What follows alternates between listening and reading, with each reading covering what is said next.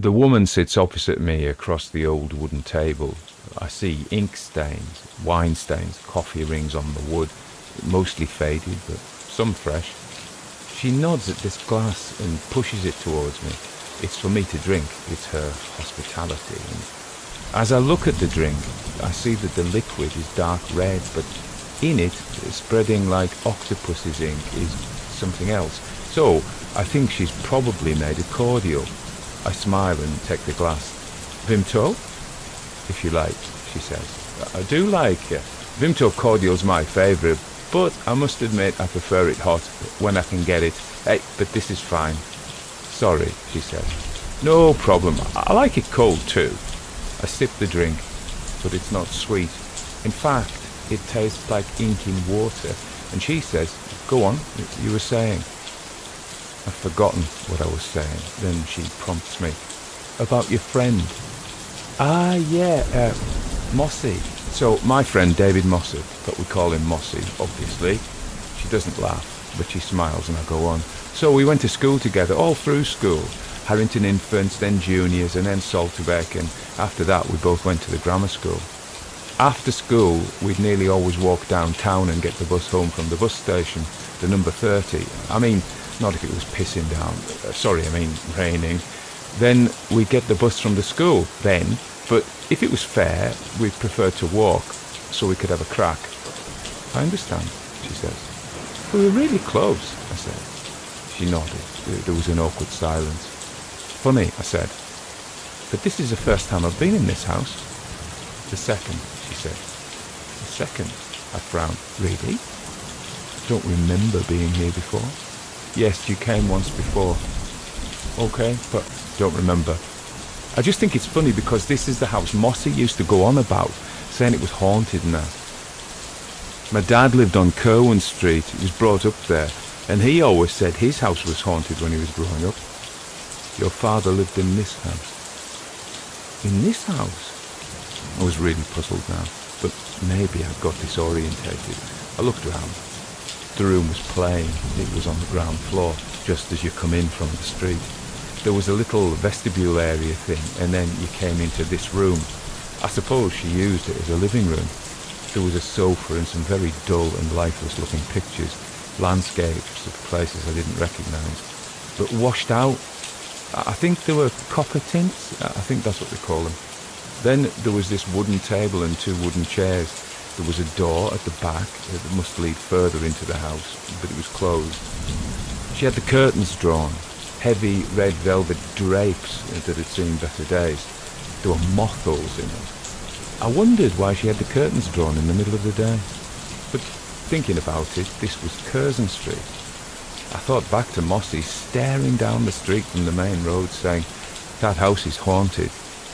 Come to think of it, it could well have been the house my dad grew up in. He left it before I was born.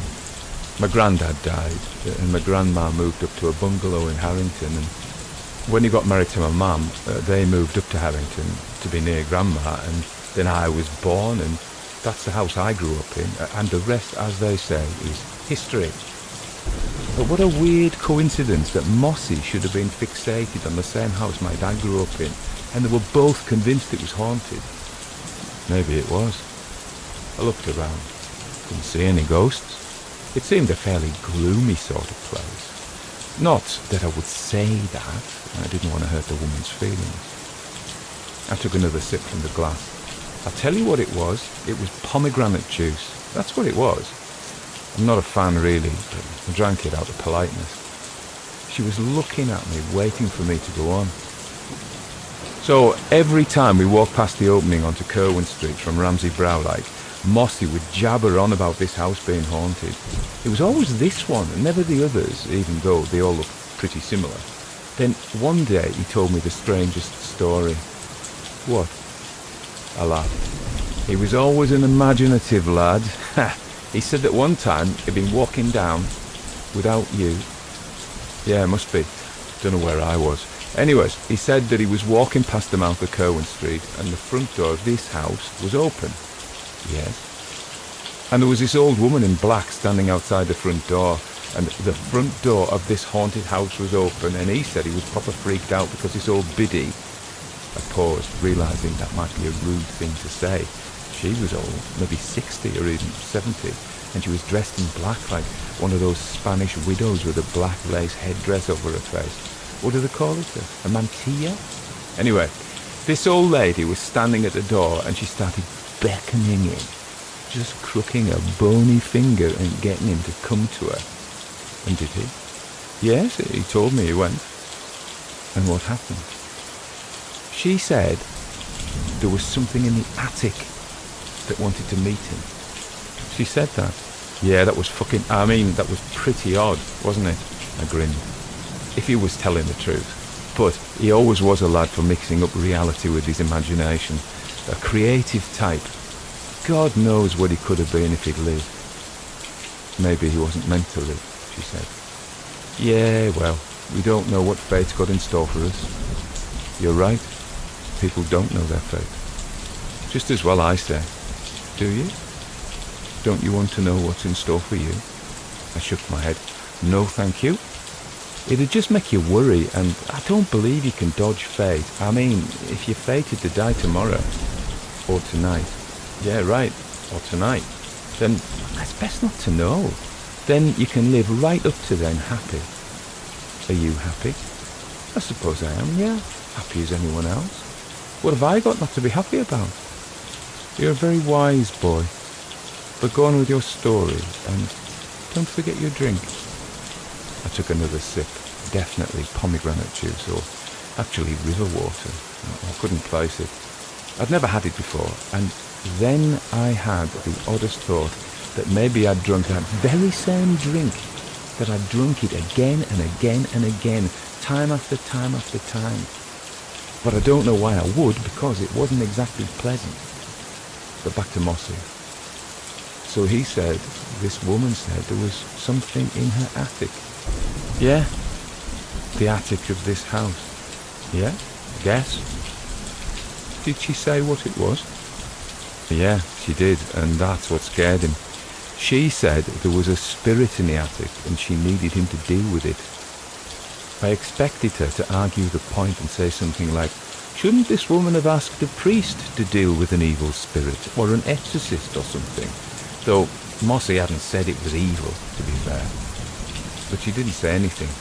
Maybe she was just humouring me and didn't care about the story.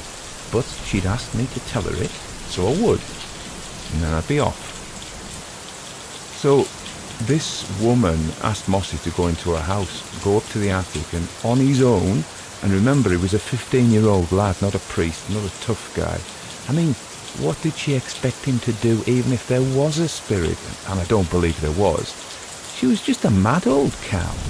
She was probably lonely, just inviting random lads in because she was starved of company. Then I looked at her. No offence, I said. None taken. Come to think of it, how long have you lived in this house? A long, long time. But it can't have been you because it was a while ago. Could it have been your mum? I don't have a mother, the old woman said, and I thought probably not. Her mum's probably been dead for years. I mean, it's natural at her age. Sorry to hear that, I said, because that's what people say. She didn't reply. I'm not sure I actually liked her, to be honest. She said, did he go into the house? He says he did. Then what did he find? He said this woman wanted him to go upstairs. It said there was somebody up there who wanted to meet him. A spirit. Well, yeah, spirit, whatever that is. But I don't believe a word. A spirit, she said, or perhaps better, a necessity. A necessity? What's that when it's at home?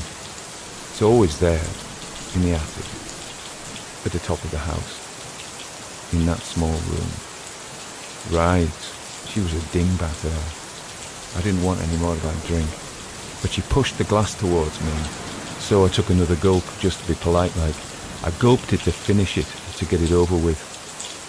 And did he go upstairs? She asked, as I wiped my mouth with the back of my hand. I think he went halfway, then chickened out. He says she was standing behind him, but he realised the whole thing was too weird, And why the hell had he gone into the house in the first place? So he pushed his way out and past her and onto Kerwin Street. And what did she do? He says she come to the door and just watched him, and then he turned and ran off. And did he ever go back? Don't know. I mean, he died young, didn't he?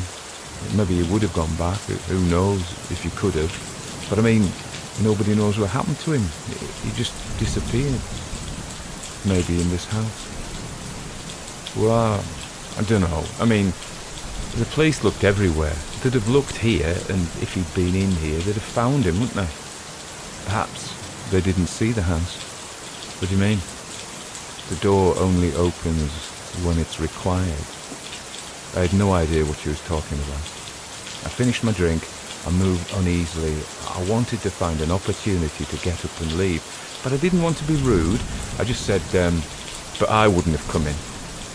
No, I mean, it's too freaky. No way. She smiled and pointed at my empty glass. Would you like another drink? No thanks, I better be on my way. You had, yes. So, thank you and everything. I stood. Do you want to see the attic? She said. Well. She walked slowly over the floorboards and opened the plain wooden door that led further into the house. The stairs are here. Not sure. I'd better be going. My mum will be wondering where I am. Come. I stood and walked over to where she stood beside the open door. I don't know why I went. I just went without wanting to. She pointed up the stairs. They were dark. There was no light. They were bare wood, like this was an old house from a long time ago. Is there no light? You won't need a light. But the attic, though, I'm going up there. There's a small room up there. It doesn't have any windows, and it only has one door. And that's where he is. Where who is? The necessity.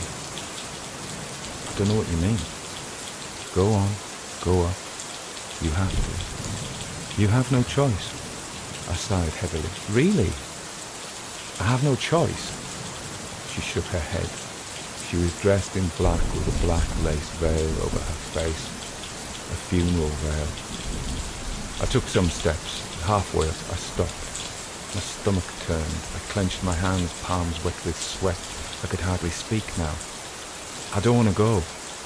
She shook her head and said from the bottom of the stairs, no one ever does. Every step was an effort. I dragged my feet up one after the other, placing them on the wooden steps, one after the other. I would have given anything not to have to climb those stairs. Climb those stairs up to that attic, that small room with no windows and only one door. No one ever does, she'd said. I bet David Mossop hadn't wanted to go up the stairs either. Maybe he had returned. Maybe he'd had to return to that house in Kerwin Street, that haunted house whose doors open only when required. Because everyone has to go to that house, young or old, 15 or 95. I stood at the top of the stairs and she was beside me. She put her hand on my shoulder. I hadn't liked her, but now I saw she was kind. She was only doing her job. Do I knock? I said. She shook her head. No, he's expecting me. I said, my throat tight. Who is he? She said, you know who he is. I said, but where do we go? My granddad, my nana, David, where do we go? He'll tell you. I don't want to go in. Please, let me turn around. Let me go down the stairs and open the door. Let me go out onto Kerwin Street. It's just turning autumn. It's September. You've had your last September, David. What? What do you mean calling me David? She said, the drink has made you forget. Forget what? Who am I then? Who am I? She took my hand and put it on the handle of the attic door. As I turned it, she whispered, you were once David Mossop.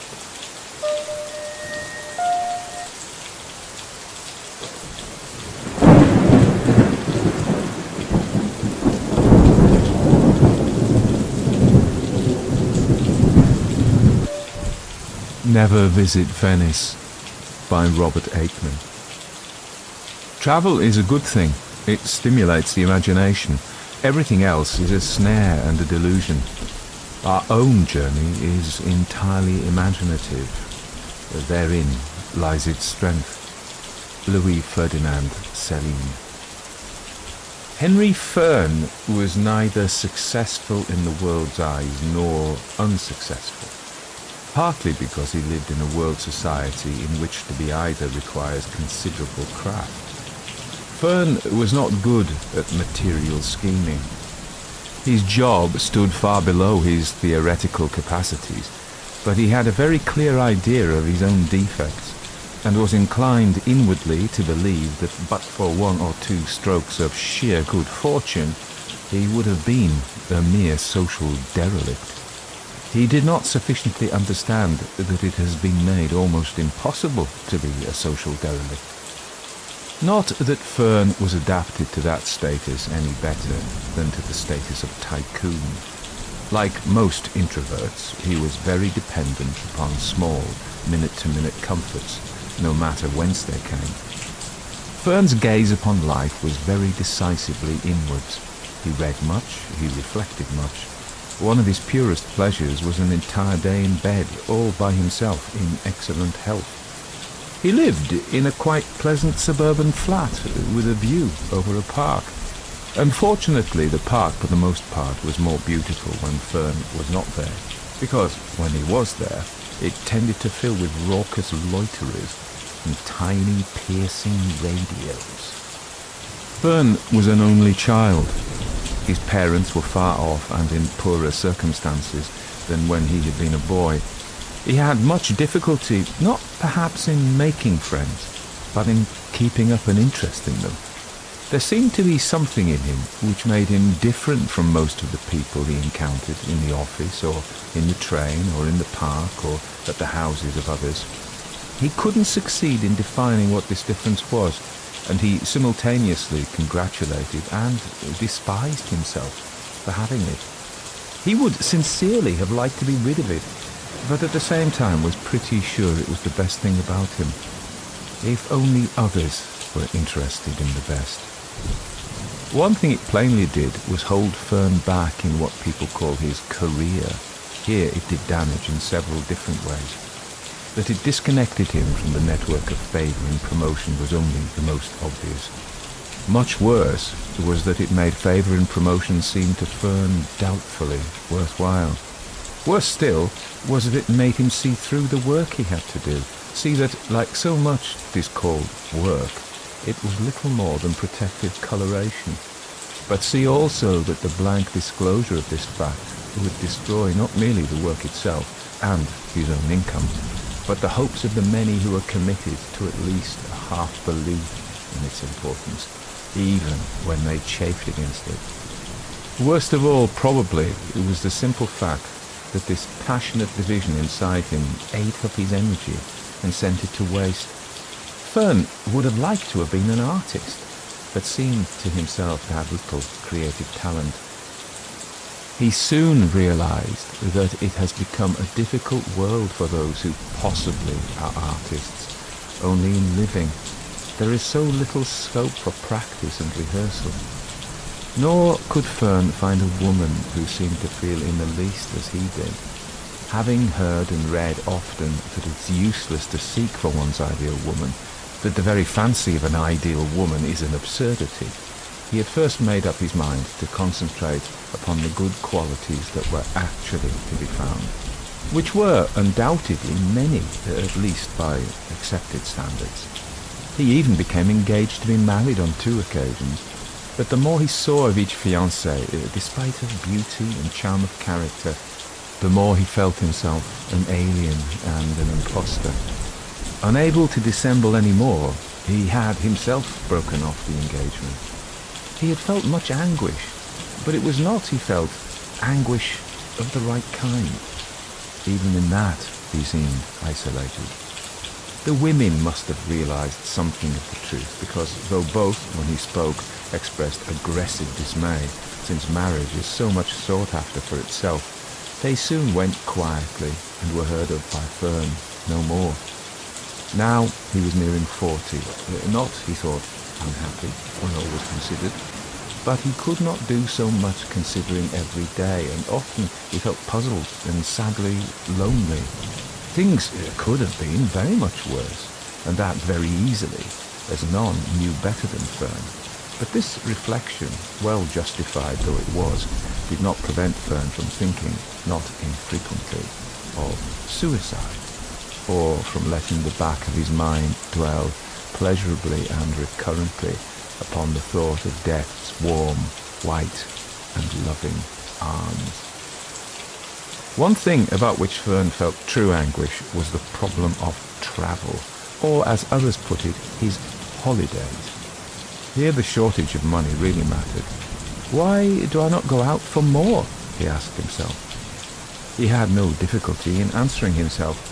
Apart from the obvious thought as to whether it was a good bargain to sell himself further into slavery in order to receive in return perhaps 7 more days each year for travel and enough money to travel a very little, more comfortably, he saw well that even these rewards might be vitiated by the extra care that would probably travel with the recipient of them.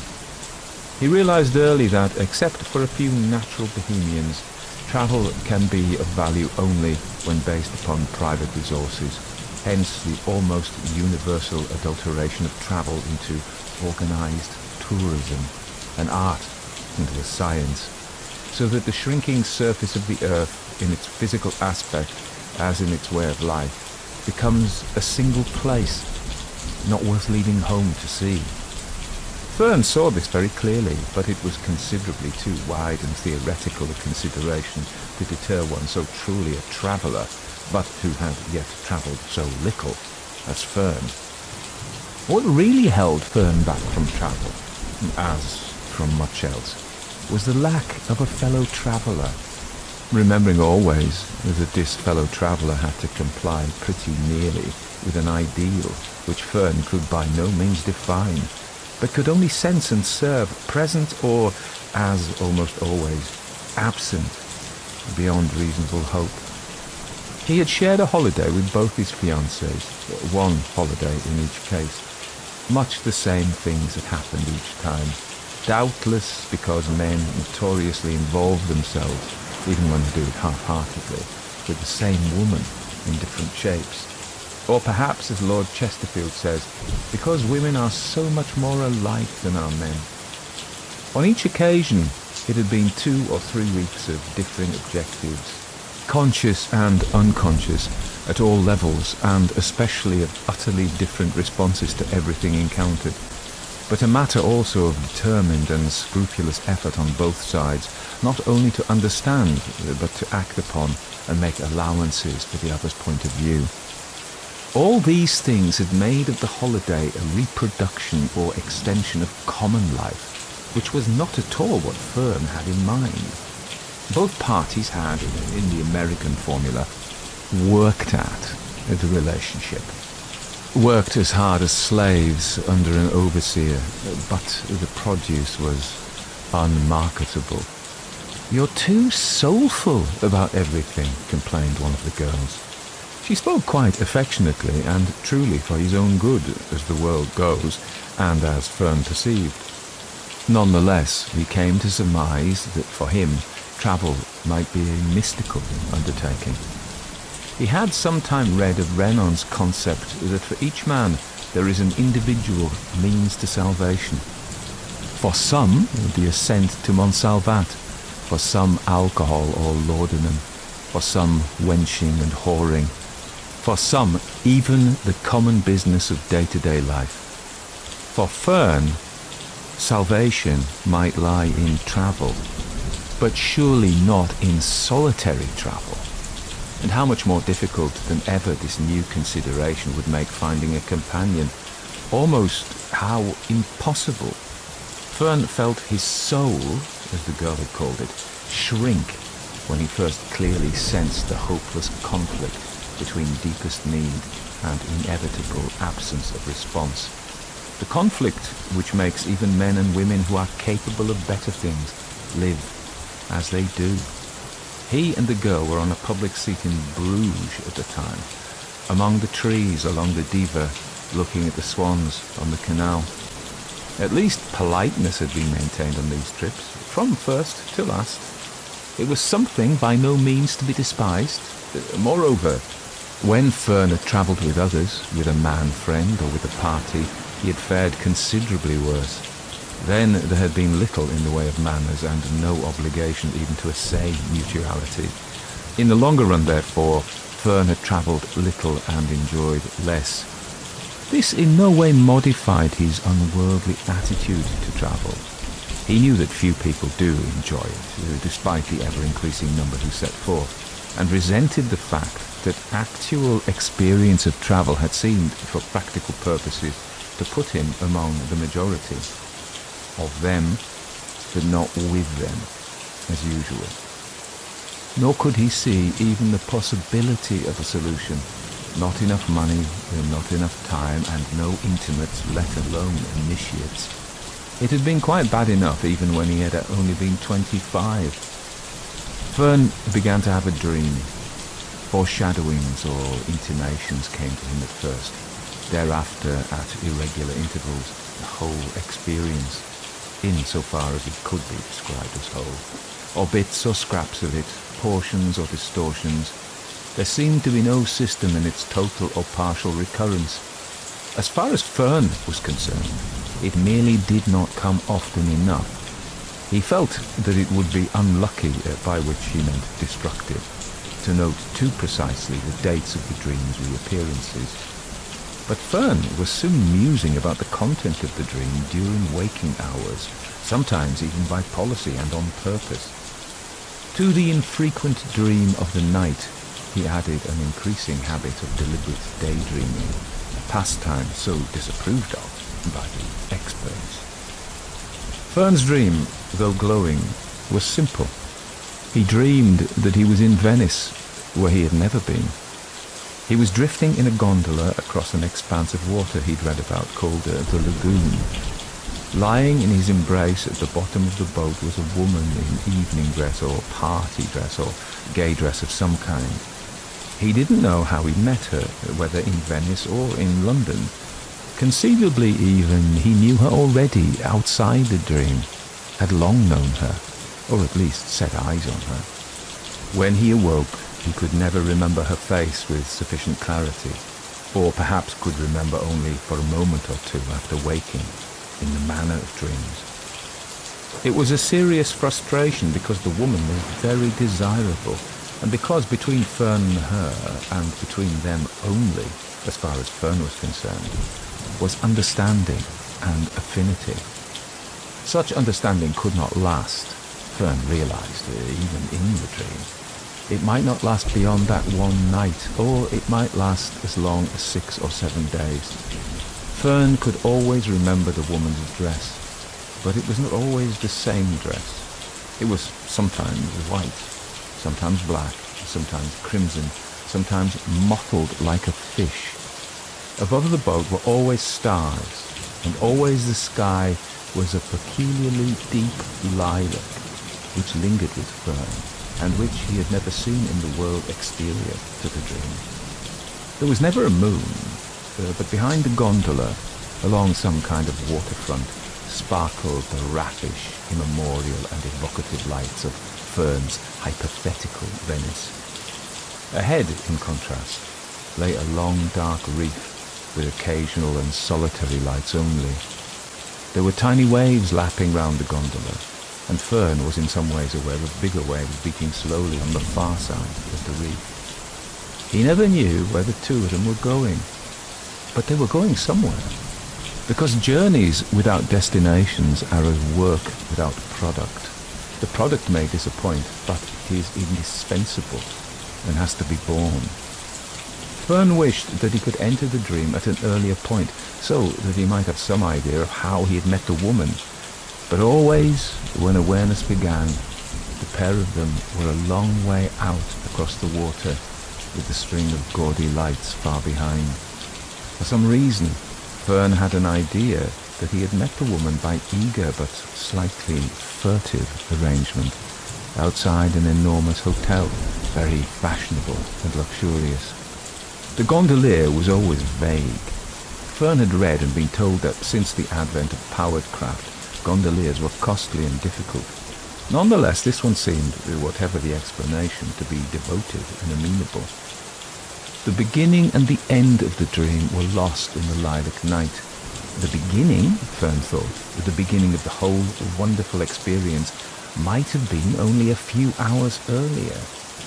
The end, he hesitated to speculate about. Nor could he even, upon waking, remember anything that he and the woman had said to one another. A curious, disembodied feeling came back with him, however, and remained with him until the demands of the day ahead dragged him within minutes to full consciousness. He felt that his personal identity had been in partial dissolution, and that in some measure he had been also the knight, the gondola, and even the woman with him. This sense of disembodiment he could even sometimes recapture in his daydreams when circumstances permitted sufficient concentration. Above all, the dream, possibly more tender than passionate, brought a boundless feeling of plain and simple relief. Fern could not conceive of the world's cares ever diminishing to permit so intense a relief in waking life. By day, more and more often, Fern saw himself in Venice. By night, on those nights, he was in Venice. It had begun happening years ago, and he'd still never been to Venice. The impact of Fern's dream upon waking existence seemed confined to the fact that when men and women spoke of their goals in life, as men and women occasionally do, referring to a sales managership or a partnership or a nice little cottage in the country or a family of 4 boys and 4 girls, Fern at once saw that lilac sky, heard the lapping of those tiny waves, felt a deep, obscure pain, and sensed an even greater isolation than usual. He supposed that the dream was fragile. If thought about too practically, if analysed too closely, it might well cease to recur. The dream was probably best left in the back of the mind, at the edges of the mind, within that mental area which comes into its own between waking and sleeping, and, less happily, between sleeping and waking. Possibly, therefore, the dream had the effect of actually deterring Fern from looking out much more practical knowledge about Venice. All he knew about the place was scrappy, uncoordinated stuff gathered from before the time when the dream had first visited him. For example, he had read a steam-rollered abridgment of Arthur Machen's Casanova translation, and long before that, a costumed legend in the Renaissance by Raphael Sabatini, which belonged to his mother. Fern fully realized that, even geographically, the real Venice could hardly be much like his dream. And it scarcely needs adding that the woman in the dream seemed outside the bounds of possibility, let alone the money to pay for her and the gondola. Just as the real Venice could not resemble the dream Venice, so real life could not resemble life in the dream. For years then, Fern teetered along the tightrope between content and discontent, between mild self-congratulation and black frustration, between the gritty disillusionments of human intimacy and travel. For Fern, the two became more and more inseparable, and the truth and power of his dream. It might be a twilight tightrope, but twilight was not an hour which Fern despised. So when trouble was added unto Fern in the end, he failed for a long time to be aware of it. Then, one spring day, and what was more, in the office, he suddenly realized that his dream had not returned for a long time. He thought that it must have been months since it had last visited him, perhaps more than a year, and in consequence he perceived that the dream of the day, always so much paler of course, but normally, and given even reasonably right circumstances, almost summonable at will, had become totally bloodless and faintly hysterical. Instead of advancing to meet him halfway when he felt the need of it, it was more and more requiring to be conjured, even compelled. It had become much like an aspirin, an anodyne strictly exterior and soul. A deceiver. Fern soon came to see that for months he'd been standing naked against life's stones and spears without knowing it. Even though it was the spring, always the most difficult season of the year, he looked himself over, confirmed that he was surviving, and seemed to inaugurate an inner change. This was perhaps the moment, which comes to so many, when Fern simultaneously matured and withered. He became more practical, as people call it, less demanding of life. He was sincerely astonished when during that same summer he was given significant promotion in his work. In due course he was equally surprised to find that the additional responsibilities of his new position by no means outweighed the advantage of the greater pay, as he had always supposed it would. The truth being that the tendency is for all to carry the same responsibility, so that soon all will receive the same reward, if reward will any longer be the word. People felt vaguely, but approvingly, that Fern had taken more of a grip on himself. Fern cheated of his dream, sometimes even felt something of the kind himself. 2 or 3 years passed, while the land steadily receded beneath Fern's tightrope. When the dream snapped off, as seemed to Fern to have happened, so abrupt had been discovery, its place was taken in the back and the edges of Fern's mind by the sentiment of death. God, he thought earlier, feeling pierced by a sword through the stomach, as at that moment we all do. God, I'm going to have to die. But in those days, with the rest of us, he had thought of it only occasionally. Now the thought was no longer an infrequent stabbing shock. It was a soft-footed, never absent familiar, neither quite an enemy to him, nor quite a friend. The thought was steadily making Fern dusty, mangy, less visible, all in the midst of his perceptibly greater successfulness. And it was almost as if it were these two things in conjunction, the new practicality and the faint, ever-spinning sentiment of death, that brought about Fern's ultimate decision actually to see Venice, as if he had abruptly said out loud, "After all, a man should visit Venice before he dies." With departure in sight, and upon the advice of an older man, he read the Prince of Lampesuda's Gatto Pardo in an English paperback. "It happens to be about Sicily," observed Fern's friend, "but it applies to the whole of Italy, and it's concerned with the only thing that matters there, unless you're an actual archaeologist." Fern gathered that the only thing which mattered was that Italy had undergone a great change. 2. Despite his ruminations and his hopes, Fern had never before travelled beyond France, the Low Countries and Scandinavia, to all of which regions he considered himself comparatively acclimatized and much attached.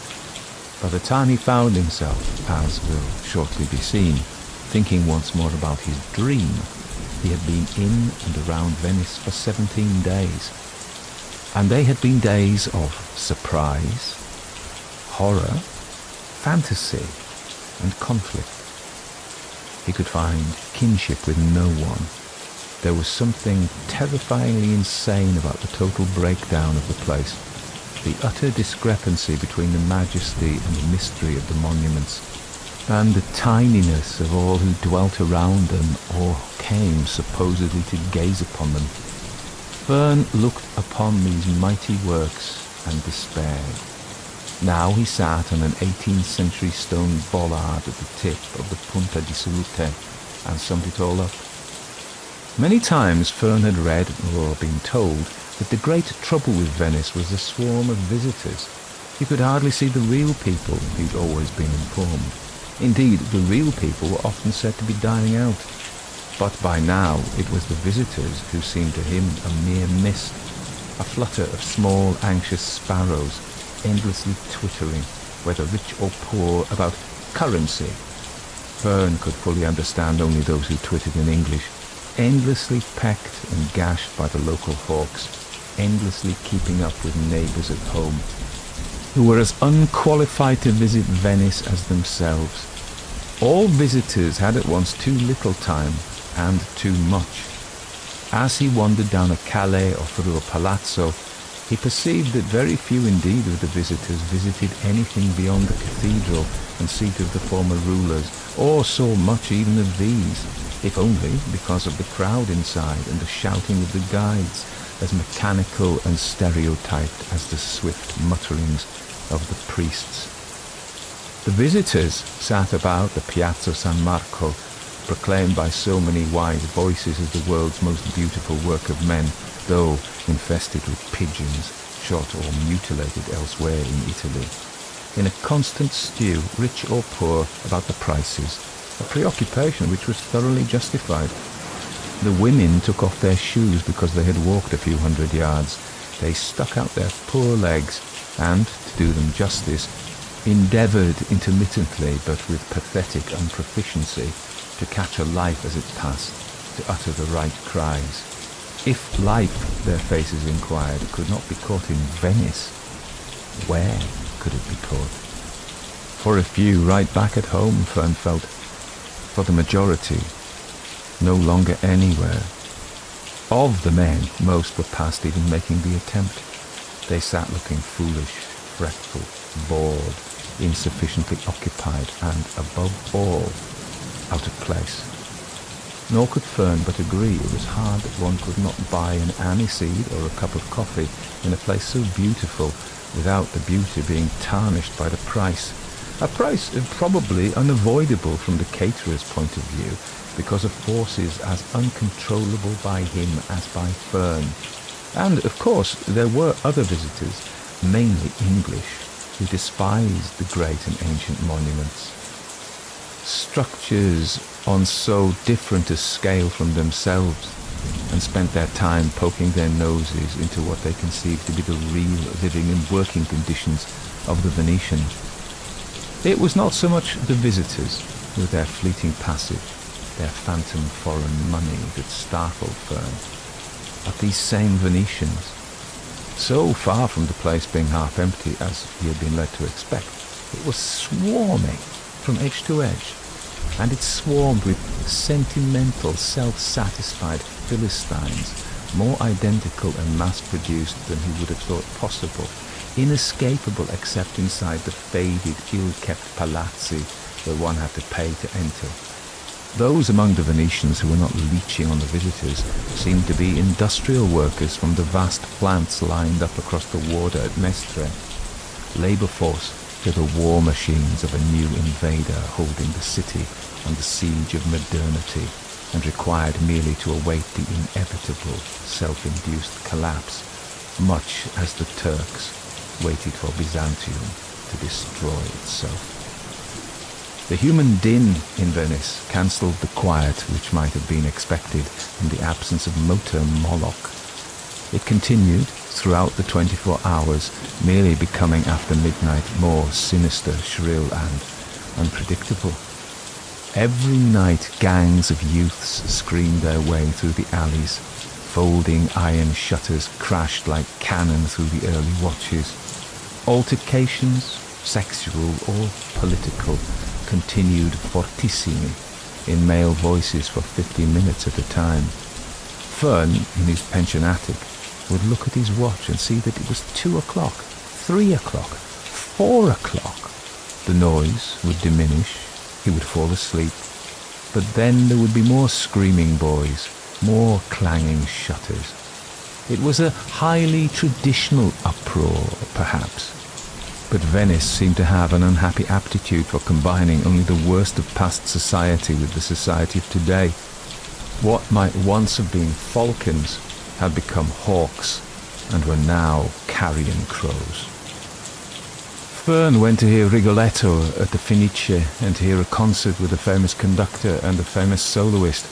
Both occasions were more than half empty, and such people as were there were either elderly Americans doing their duty by a dead ideal, often at the behest of their hotel porters, and intermittently slumbering, or dubious Italian youths, palpably with free seats, and very concerned to make clear that fact to the fools who had paid. The performances in themselves seemed to Fern good, but that only made it worse. They seemed to be provided for a bygone generation, a bygone species of man, a world that had been laughed out of life and replaced by nothing. Fern wandered through the shouting, pushing crowds, more and more sick at heart. As at the concert, the beauty of the performance only made more poignant the entire absence of an audience, so in the city at large, the incomparable magnificence and grace of the structures only made more dispiriting the entire absence of these qualities in the beholders. The stripped palaces, indifferently maintained even when a few rooms were open to the public, failed even to evoke their past. They would appeal only to those ultimate playboys who positively prefer their roses or their canals to be dead. Fern found only one place that satisfied when regarded even as a ghost, and as thus offering life of a kind and in a degree. This was a suite of comparatively small bedrooms and dressing rooms and powder rooms high up in one of the remoter palaces, all fragile woodwork in faded green, red and gold, with elaborate Murano-looking glasses, tender canopied beds and flowery dressing tables. These small, fastidious, flirtatious rooms, alone in all Venice, vouchsafed that frisson which is history. Obviously, few came near them other than the occasional perfunctory cleaner from year's end to year's end. This might spare the delightful rooms for their proper wraiths, but it also pointed to an insoluble dilemma. In most of the palazzi, Fern could spend a morning or afternoon and see only a handful of his kind in the whole building, and all of them rushing through in 20 minutes. Nor could this be sensibly objected to. With the destruction of their owners, the palazzi had been destroyed also. It was offensive to pretend that these corpses still lived, odious to seek profit from their corruption. Between the beauty of Venice and the people, there was no link, not even of ignorant awe. Perhaps that, least of all. Much as the folk had pillaged the Roman villas, so Venice was being pillaged now, and Fern sensed that the very fact of the pillage being often called preservation implied that total dissolution was in sight. Venice was rotted with the world's new littleness.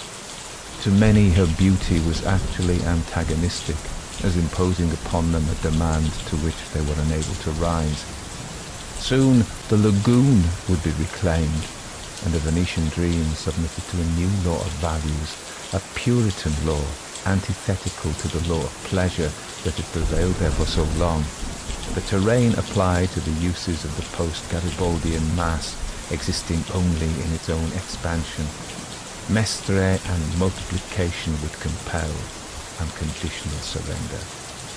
The state of affairs that Fern now looked upon was more of a pretense, more of a masquerade than anything even in Venice's past. It was perhaps proper that Venice should end with a divertissement, but Fern felt that the fires of dawn were visible through the holes in the scenery, the decapitation overdue. The Venetian dream? Perched on his bollard, Fern realized with a start that he had been in Venice 17 days and not given a thought to his own dream. During those 17 days, he had not spoken to a single person except in the ways of triviality and cross purposes. He never struck up acquaintance easily, but the conflictual impact of Venice, at once so lovely and so appalling, had transfixed him into even more of a trance than usual. He had wandered with a set stare, lost in a dream of another kind, a seemingly impersonal dream in which the dreamer had been the shadow. Big ships were passing quite frequently along the Canale della Giudecca, these left into and out from the docks renewed by Mussolini. Unlike so much else, the ships were beautiful and alive at the same time. The scale of things contracted to the problems of one dreamer. Fern felt very lonely. A manifest Englishman landed with an Italian youth from the traghetto at Fern's rear. He was bald and barrel-shaped. His large moustache and fringe of hair were ginger. He wore a brown tweed jacket buttoned across the stomach, dingy grey trousers, and an untidy shirt with a club tie. One might see him presiding knowledgeably over a weekend rally of motor cars in Surrey or Hampshire. He walked out at the end of the stone promontory, dragging the Italian boy, in open white shirt and tight bright trousers, by the hand. The Italian boy was making a girlish show of reluctance. The Englishman, a few feet away from Fern's bollard, pointed with his free hand to some object in the distance, something about which it was inconceivable to him that no one else should care, let alone a person for whom he himself cared so much. All the same, the boy did not care at all. He was no longer going through the motions of petulance, but stood quite still, looking blank, bored, resistant to new knowledge, and professionally handsome. "Damn it," said the Englishman, "you might show some interest." The boy said nothing. An expression of dreadful disappointment and wild rage transfigured the Englishman's unremarkable face. He said something in Italian which Fern took to be at once bitter and obscene. At the same time, he threw away the boy's hand as if it had turned glutinous in his grasp. He then strutted off by himself toward the Sartere. The Italian still stood looking fixedly at the paving stones. Then he thrust one hand into the back pocket of his trousers and produced a neat pocketbook, possibly a gift from the Englishman. After examining the contents with almost comic care, he returned the pocketbook to its place and strolled off. In pursuit, Fern imagined, though he did not turn round to see. Judging from many experiences since his arrival, he thought that were he to do so, the next approach might be to him. He had found it a situation that put him at a loss in all its aspects. He simply could not live up to what was expected of a lone Englishman in Italy. By now he felt so alone that he almost wished that he could. Hitherto in Venice he had been neither happy nor unhappy, but simply amazed, on occasion aghast. Now the recollection of his dream had coincided with the rapid dissolution of the perambulating philosopher in him. Acclimatization to Venice had set in with a rush.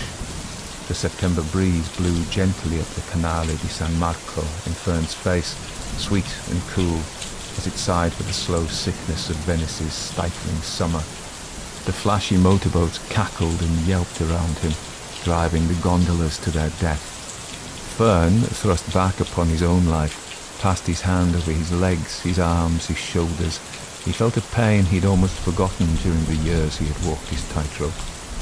What could Venice do for him but sadden him further? Fern decided to go home the next day, if the owner of the pension would permit him to depart ahead of his time. He rose, extended and contracted his legs, stumped up and down a bit, gazed for the last time upon one particularly incomparable Venetian prospect, and felt quite equal to weeping, had it not been for the self-consciousness of solitude in a foreign land. He walked away. 3. That evening, Fern pushed his way along the Molo. He wanted no more unsettled business in his heart. The owner of the pension had indicated that for a room in modern Venice, as for so much else, there is always a queue. He tried to charge Fern up to the end of the week, but did not try to keep him. Fern had already suspected that in the campaign between the visitors and the Venetians there are few clear-cut victories on either side. Fern had even an excuse for his promenade. It was to be his last night in Venice, and, as he might have put it in his manly and practical aspect, you can't leave Venice without ever having been in a gondola. Gondolas may not last much longer, nor may people. But gondolas, no longer very functional, are not much good without someone to love on the journey.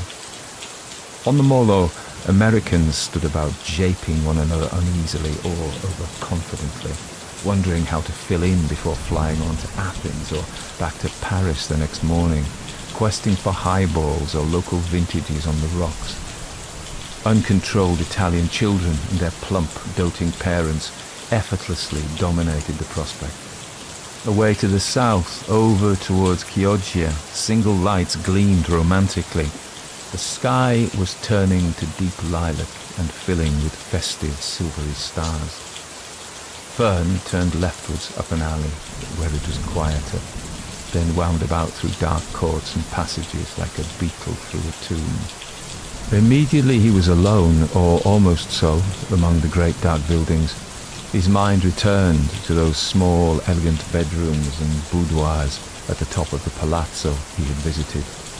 The recollection of them made him shiver with the pathos of something so hopelessly irrecoverable that was still so hopelessly necessary.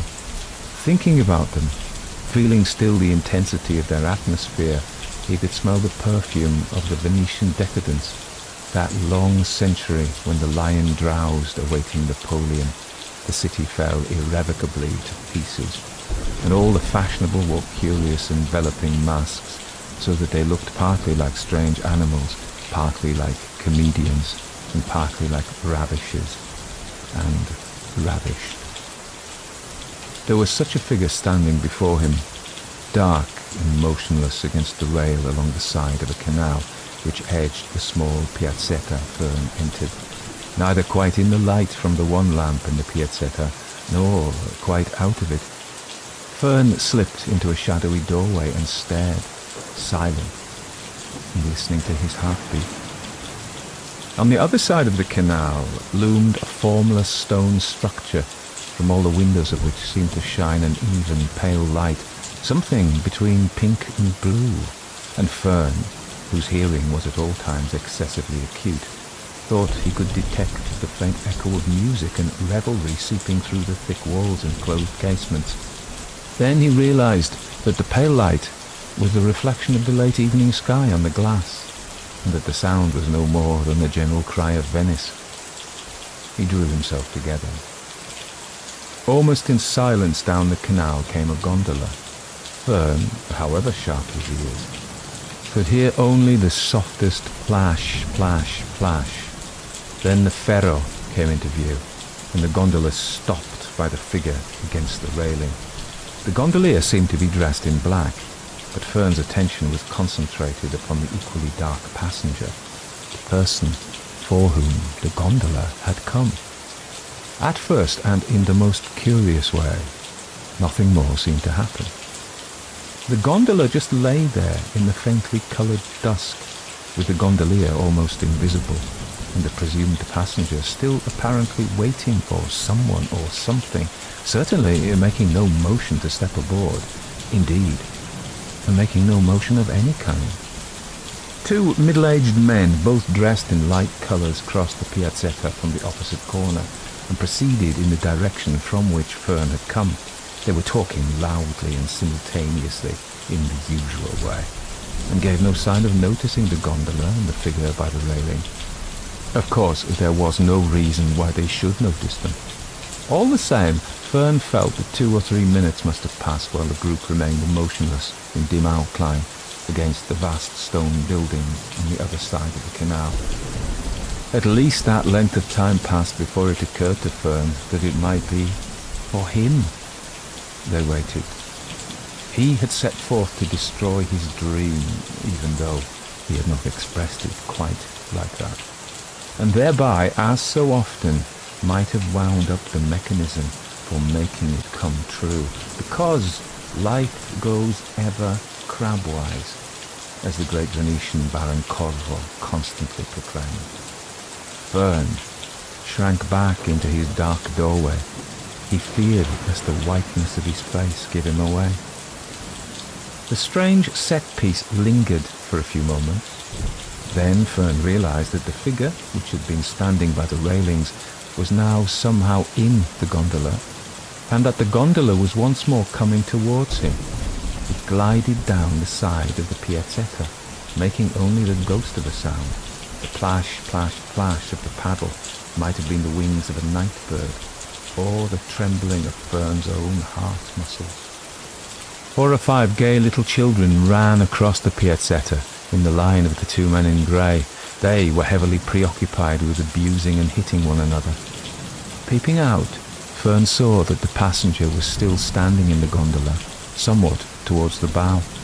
The whole course of events was too fanciful, so that Fern's only resolution was to withdraw. He was waiting until the disappearance of the gondola should make this possible. The gondola could hardly have taken more than a minute to pass, but before it had departed from Fern's view, as he hid in his doorway, the standing passenger made a slight movement. From within the dark hooded cloak, a woman looked straight into Fern's pale face and seemed to smile in welcome. In an instant, the gondola was gone. A narrow fondamenta continued alongside the canal from out of the piazzetta. Fern ran to the corner and hastened after the vanishing boat, which seemed now to be travelling very much faster. As he sped on, his shoes clattering on the stones, he wondered if insidious Venice had promoted an insanity in him, a mad confusion between dream and dread. He was pretty sure that if he should run at all, he should by rights run in the opposite direction. But having started to run, having begun such a disturbance of the night, he had to run on. He nearly managed to overtake the boat just as it was passing under the next bridge. One would have been convinced that the gondolier at least must have heard him and seen him, but the gondola slid on undeflected. Fern realized that beyond the bridge the fondamenta did not continue. He stood on the crest of the arch and watched. He did not care, had no title to call after. The stones of Venice closed softly over the departing shadow. And then, only 20 or 30 minutes later, something happened which explained these small but singular events. Deep in thought and troubled in soul, Fern strolled back to the wide promenade which faces the Canale di San Marco and is the principal waterfront of the city. The distance from the piazzetta of the odd events was not great, but in Venice, for better or for worse, one can seldom walk straight ahead unobstructed for more than a few paces, and Fern, his mind in any case on other things, lost himself in a small way at least twice. In the end, he emerged on the Riva degli Schiavoni. Everything was brightly illuminated, the sky was perfect. And Fern reflected that after all, Venice did look rather festive, even a trifle exalted, as she should do. But his mind was on his own loneliness and on his dream, if at this late hour he had, after all, made a tiny concession to Venice. He wanted someone with whom to join hands on it, wanted that person badly. Even so, he stood still, uncertain whether to turn leftwards, where it would be quieter, or rightwards, where adventure was more likely. Now that the chance had gone, he very positively wished that he had spoken to the woman in the piazzetta. It could hardly have been a matter of life or death. Fern trembled slightly. He was indeed an irresolute creature. By now, reason told him, it could hardly matter less which way he turned. He simply lacked the heart, the energy, the curiosity to wander off towards the darker area to the left, to take a brisk, solitary constitution along the front, safe except perhaps from cut purses, as his father would certainly do, and think nothing of it, indeed, be all the better for it. Fern turned towards Danieli's. A line of American women leaned like beautiful wasting candles over the rail of the roof garden high above, towards the piazza, towards life in the commercial or Thomas Cook connotation of the word. Within a minute or two, he thought he saw again the woman whose face he had seen so momentarily in the gondola. She was standing by herself in much the same way at the edge of the canal, though this time it was the Canale di San Marco, almost the sea. She was still wearing the hooded black cloak as in a picture by one of the Longies, but was no longer so muffled in it. It looked to Fern that beneath it she was wearing a spreading period dress. Despite the crowd, which had by no means ceased to push and bawl in his ears, it was really frightening. He did not put the thought into words within his head, but his thought was that this was an apparition and that he was having a breakdown. The figure stood there so motionless, so detached from all those vulgar people, so spectrally apparelled and, of course, so recurrent. As in the piazzetta, he stood and stared, not unlike a ghost himself. Everything faded but that single figure. Then she walked steadily towards him, 20 or 35 yards, and spoke. English? She really was dressed in an 18th century style, and beneath her hood, Fern could see piled up hair. Yes, said Fern. English. The city of Venice would like to invite you for a gondola trip. Here indeed was an explanation, at least within limits. She was connected with publicity and was merely dressing the part. It was an explanation all too consistent with what Fern had seen of the place.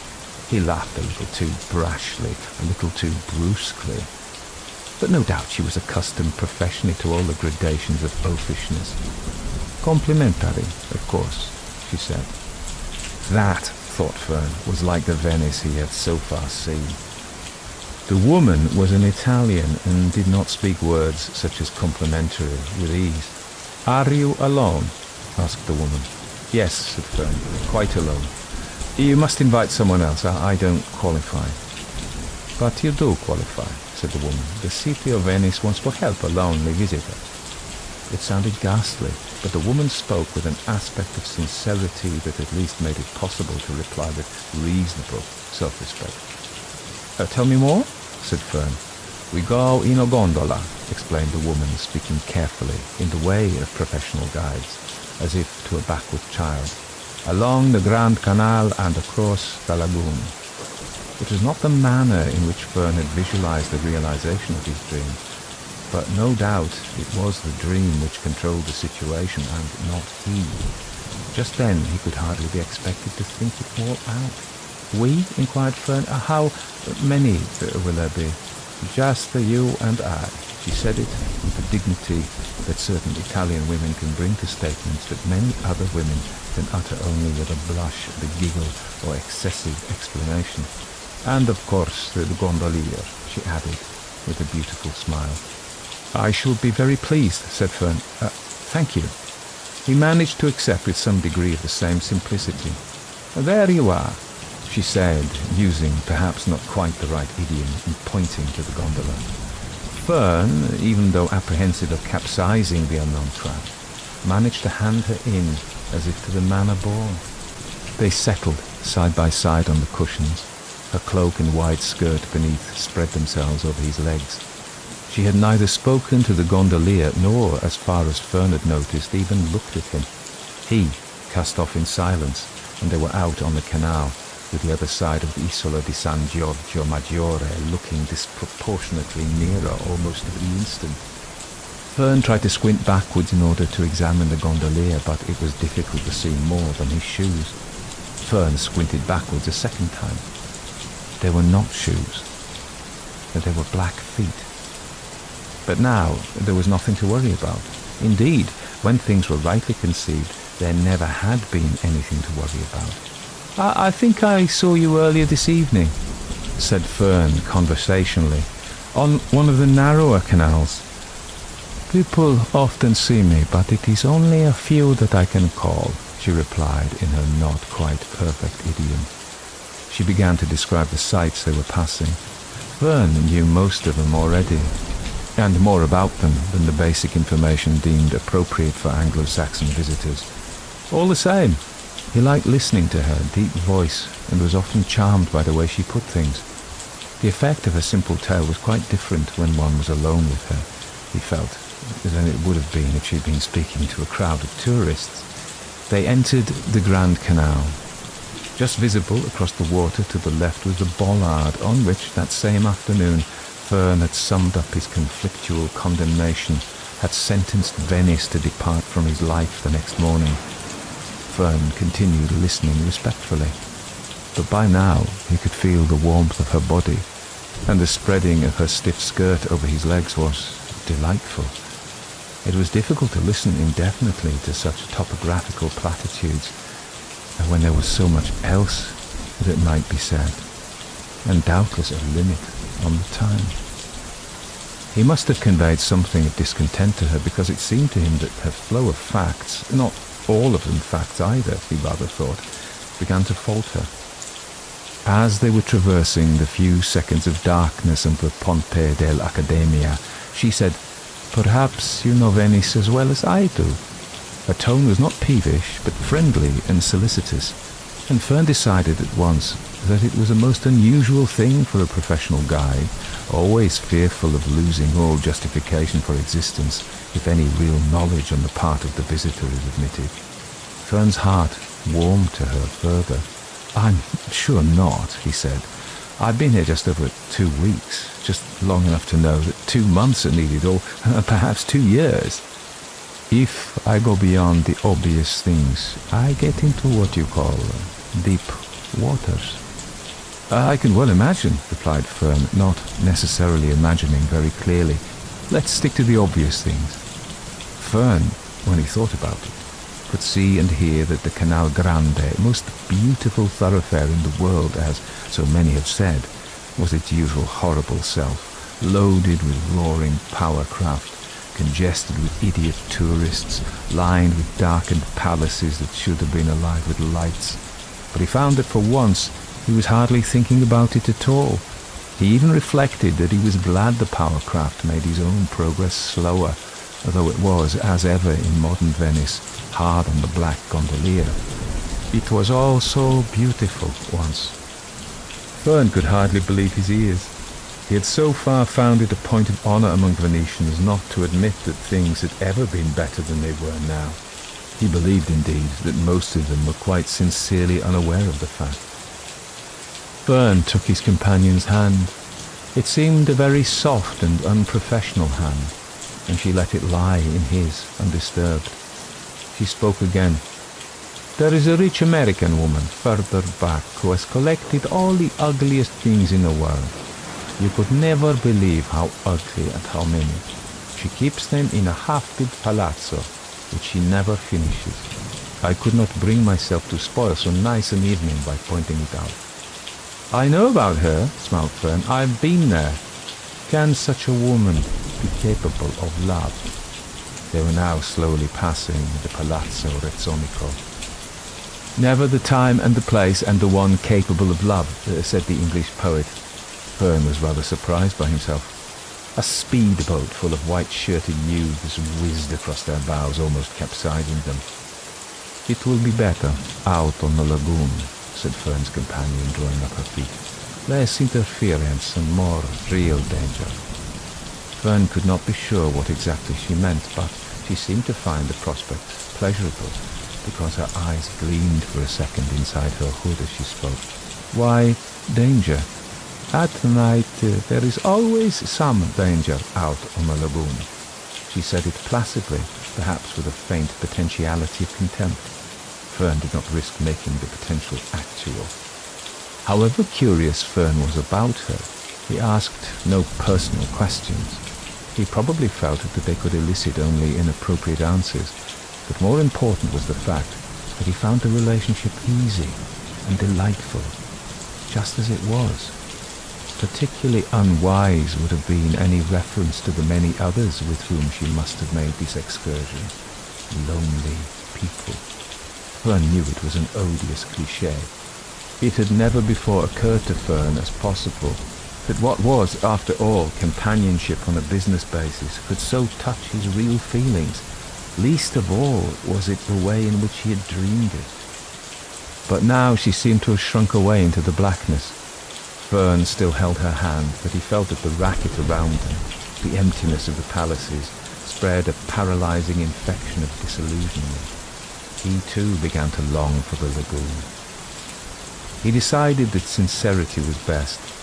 I really didn't mean to stop you talking. I was enjoying it. I have nothing to tell you which you do not know already. Her voice was muffled by the black garment into which she had withdrawn.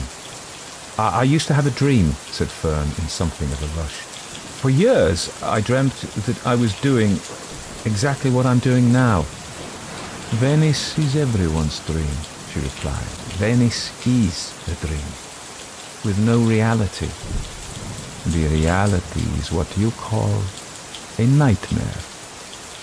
They were within 200 or 300 yards of a Rialto bridge, high and wide, with the marble bowers of ancient jewellers and poison sellers. Here the scene on both sides of the canal was more animated. People sat at waterside cafe tables. A barge ploughed up and down, bearing masked singers of O Sole Mio and Torna a Sorrento.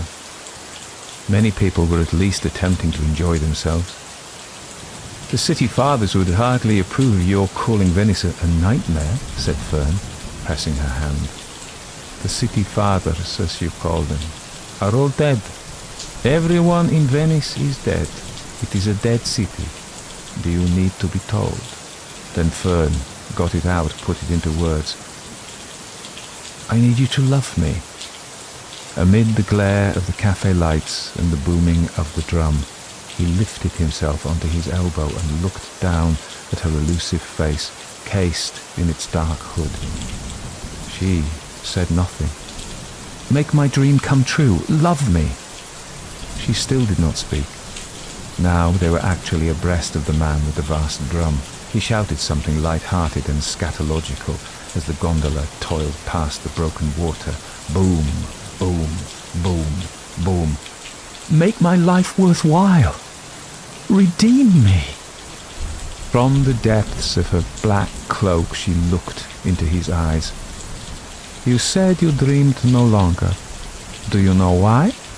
I think I began to despair of the dream coming true. The dream stopped when you decided to visit Venice. Never visit Venice. She stirred, withdrew her hand and kissed him softly with cool lips. Set me free, said Fern. Give me peace. In the long darkness beneath the Ponte di Rialto, he put his hand on the tight bodice over her breast.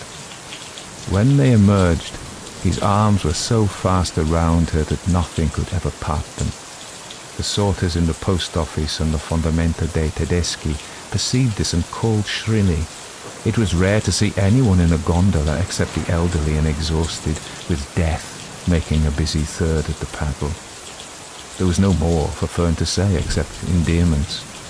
On and up, past the dark palaces went the gondola, ploughing and labouring, tilting and rocking, as powered craft, large and small, shot past like squibs and rockets. The very extremity and eccentricity of the consequent artificial motion added to the isolation as Fern made love on the deep velvety cushions. Their black gondolier must have had the tirelessness of a demiurge, so regular and relentless was their advance.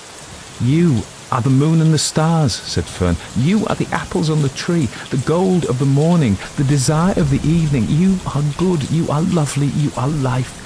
You are my heart's delight. The Palazzo Vendramin Caleri came into sight. Isolde, said Fern tenderly. He had found a travelling companion. Tristan, she replied, entering into the spirit of it.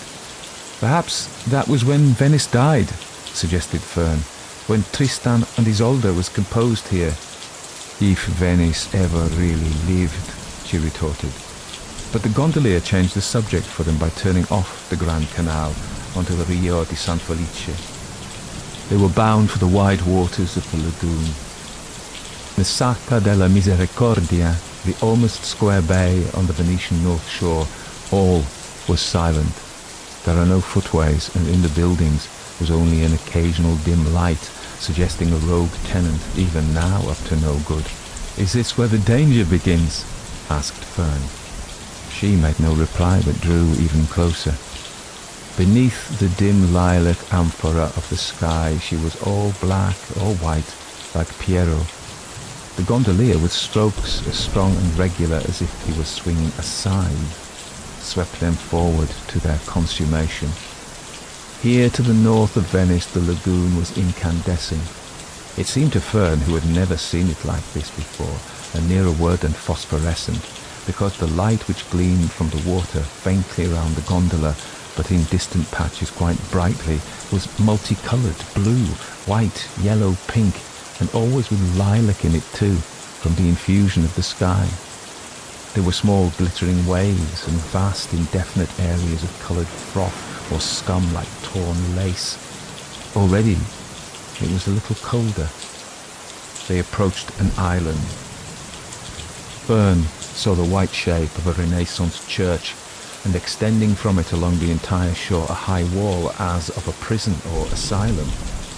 Ranged in the small piazzetta before the church door was a line of figures, indistinct in respect of age, sex or costume, but each bearing a lighted Venetian lantern, a decorated light on a decorated pole, a device here now and always one of the distinctive splendours of Venice. The figures seemed to agitate the lanterns almost frenziedly in welcome to Fern and his companion, but from the group Fern could hear no sound, though by now they were less than 100 yards away, and the whiteness of the church behind them was luminous as a leper's face. "Isn't it San Michele?" whispered Fern. "The cemetery island, where at night no one stays." "The dead stay. By this time no one knows how many of them. All who permit themselves to be taken from their beds, dressed in the streets, and buried." She pressed the soft, cool lips on his to dismiss the thought. When Fern looked up once more, they were almost past the island. The lines of figures with the gorgeous lanterns lay far astern, though the lanterns were still tilting at odd, wild angles. It occurred to Fern that the figures were not expecting the gondola to stop, but had come out in order to speed it on its way, as it might be the barge of Bianco Capello. He saw that the lights were now higher in the air, as the poles were lifted joyously to their full length, but there was still no sound beyond the sounds of night and the sea. Out here, while the small, scattered navigation lights flickered and bickered, Fern could see that in places the water was not merely faintly radiant, but transparent right down to the rack and garbage settled on the bottom from earliest times. In other places it was opaque, sometimes as if great volumes of powder had been dissolved in it, and sometimes as if it were effervescent and gaseous. Every now and then Fern could see bones, human or animal, arranged in dead seaweed, or a hideous pile of discarded domesticities, or a small, vague underwater mountain, not quite mineral, not quite vegetable, not quite animal, but riddled and crawling with life of a kind notwithstanding. Big lumpy fish and pale grey and pink serpentine creatures, elaborately devious in structure, glided in and out of the clear patches, sometimes seeming almost to gambol round the gondola, occasionally breaking surface for a second with a gasp and a croak. Everywhere was an entanglement of sea drift, rotted but constantly self-renewing. The north shore of Venice, always the dark side of the city, was now a necklace of single lamps round the throat of the night. The different floors and the buildings were levelled off by distance, and amalgamated with the public lamp-posts of the Fondamente Nuove. Over on the left of the gondola, the ancient glassworks of Murano, working day and night to produce brittle joys for visitors, thrust quick swords of fire into the encroaching blackness. Further than Murano, it seemed impossible for even this gondolier to continue with so much power, but there was no sign of flagging. "He's a strong man," said Fern. "Here there is a current," replied his companion. "Here the struggle ends." Fern perceived that they had indeed changed direction. Ahead lay a long dark shore, as in his dream, but he knew quite well what it was. It was the litorale, the long, narrow reef strengthened and sustained through the ages to prevent the high seas of the Adriatic from entering the lagoon and eroding Venice, a reef penetrated by 3 gaps or porti through which shipping passed, one of which, Fern knew, must be somewhere ahead, the Porto di Lido, standing at the north of that notorious wilderness of pleasure. He realized now where their journey would end. Where else could an official tour of Venice terminate but at Lido? "We leave the Laguna Morta and enter the Laguna Viva," said his guide.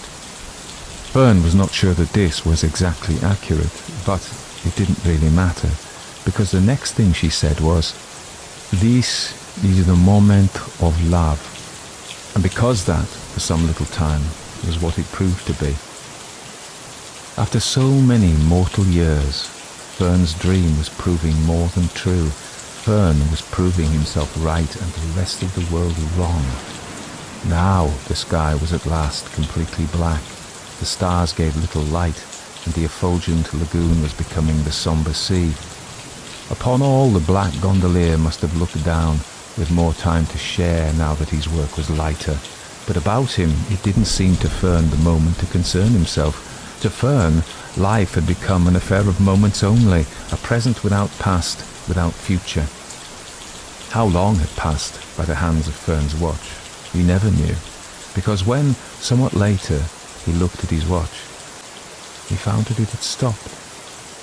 4. When first he stirred, he realized that a fairly stiff breeze was blowing round the little craft. The gondola was tossing and plunging quite seriously. Fern drew himself up and looked around. There were biggish waves, and the scanty lighting at the northern garrison end of Lido, instead of lying ahead, was distinctly to the leftward. The garish glow of the pleasure grounds completely out of sight to all intents and purposes. Fern realized with a shock the lights of the Lido pleasure area were behind them. It was somewhere in this watery region that on the Festa de Senza, the Doge, at the prow of the Bull Centaur, loveliest vessel in the world, each year married the sea. It startled him that his own strange marriage had found its culmination just there. This was when Fern looked at his watch. Then he twisted right round for the first time since he'd entered the boat, and kneeling on the keel looked straight back to the gondolier. Then he had his third and greatest shock. There was no one there at all. The gondola was merely being swept out to sea on the current. It came to Fern that even though there are said to be but small tides or no tides in the Mediterranean, yet the very expression Laguna Morta referred to areas under water only at high tides, and that now the lagoon was emptying, pouring out through the relatively narrow breach ahead. When Fern first roused himself after the moment of love, he had left his companion remuffled in her black cloak, soft, small, and silent. Now he turned to where she lay beside him. He couldn't decide what first to say. It seemed terrible to speak at once of the mere practical circumstances, and worse if the circumstances were of danger, as he could not doubt they were. He was appalled by the surmise that the gondolier, strong as he was, had been somehow swept from the boat, while the two of them had been lost in passion and the spell of the night. Gently, he put out his hand and drew away the black hood. Then, in the solitude of the sea and against the rising wind, Fern screamed out loud. Inside the black hood was a white skull, and an instantaneous throwing back of the entire black cloak revealed inside it only an entire white skeleton. 5. At the Porto di Lido, the main entrance to the harbour of Venice, 2 very long stone breakwaters run far out to sea. There was no question for Fern of having a storm having arisen, or of any serious change at all in the weather. The change was merely that brought about by leaving a more or less still and dead pool for the living, unpredictable ocean. Even the wind, which so alarmed Fern, was little more than the breeze encountered in almost all regions when one embarks seriously upon open waters. Between the Porto de Lido breakwaters, therefore, vessels passed in and out in fair numbers, hardly sentient of the racing ebb, which for a single gondola was so formidable. Fern, in fact, passed no further than 4 incoming ships, and 2 others overtook him. Some of them came far too close to his uncontrolled cockle shell, but his wild shouting and waving reached never a soul aboard any of them. So black was the night, so black his craft, in accordance with the decree of 1562. Between the long breakwaters, the passing ships were the obvious danger. It was certainly not rough, though it was reasonably unpleasant for a man pitching about in a vessel so small as a gondola. The possibility of the gondola, instead of being run down, sinking beneath him, did not therefore seriously occur to him until the real sea was drawing quite near. He shrank forward to the peak of the vessel so as to separate himself from his now terrible companion, and squatted before the tall iron ferro only a few inches ahead. The ferro would surely drag the boat down all the faster when the moment came. At the very end of the leftward or San Erasmo breakwater, the shorter of the two, Fern could just make out a large inscription daubed by supporters of the previous Italian regime and never obliterated owing to difficulty of access and perhaps other things. It was to the effect that a simple hour as a lion is to be preferred to a lifetime as an ass. And now there was only the Lido breakwater, and afterwards the turbulent, nocturnal Adriatic. The gondola sped on like a black leaf on a millstream. Fern had proved his resolution to leave Venice before the morrow night.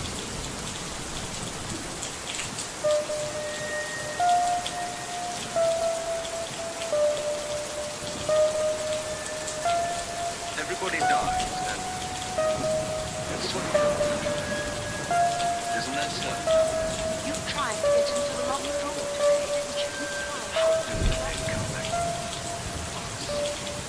So that was Never Visit Venice. And I hope you take that advice, although I haven't. I've been a couple of times and I really like it. By Robert Aikman.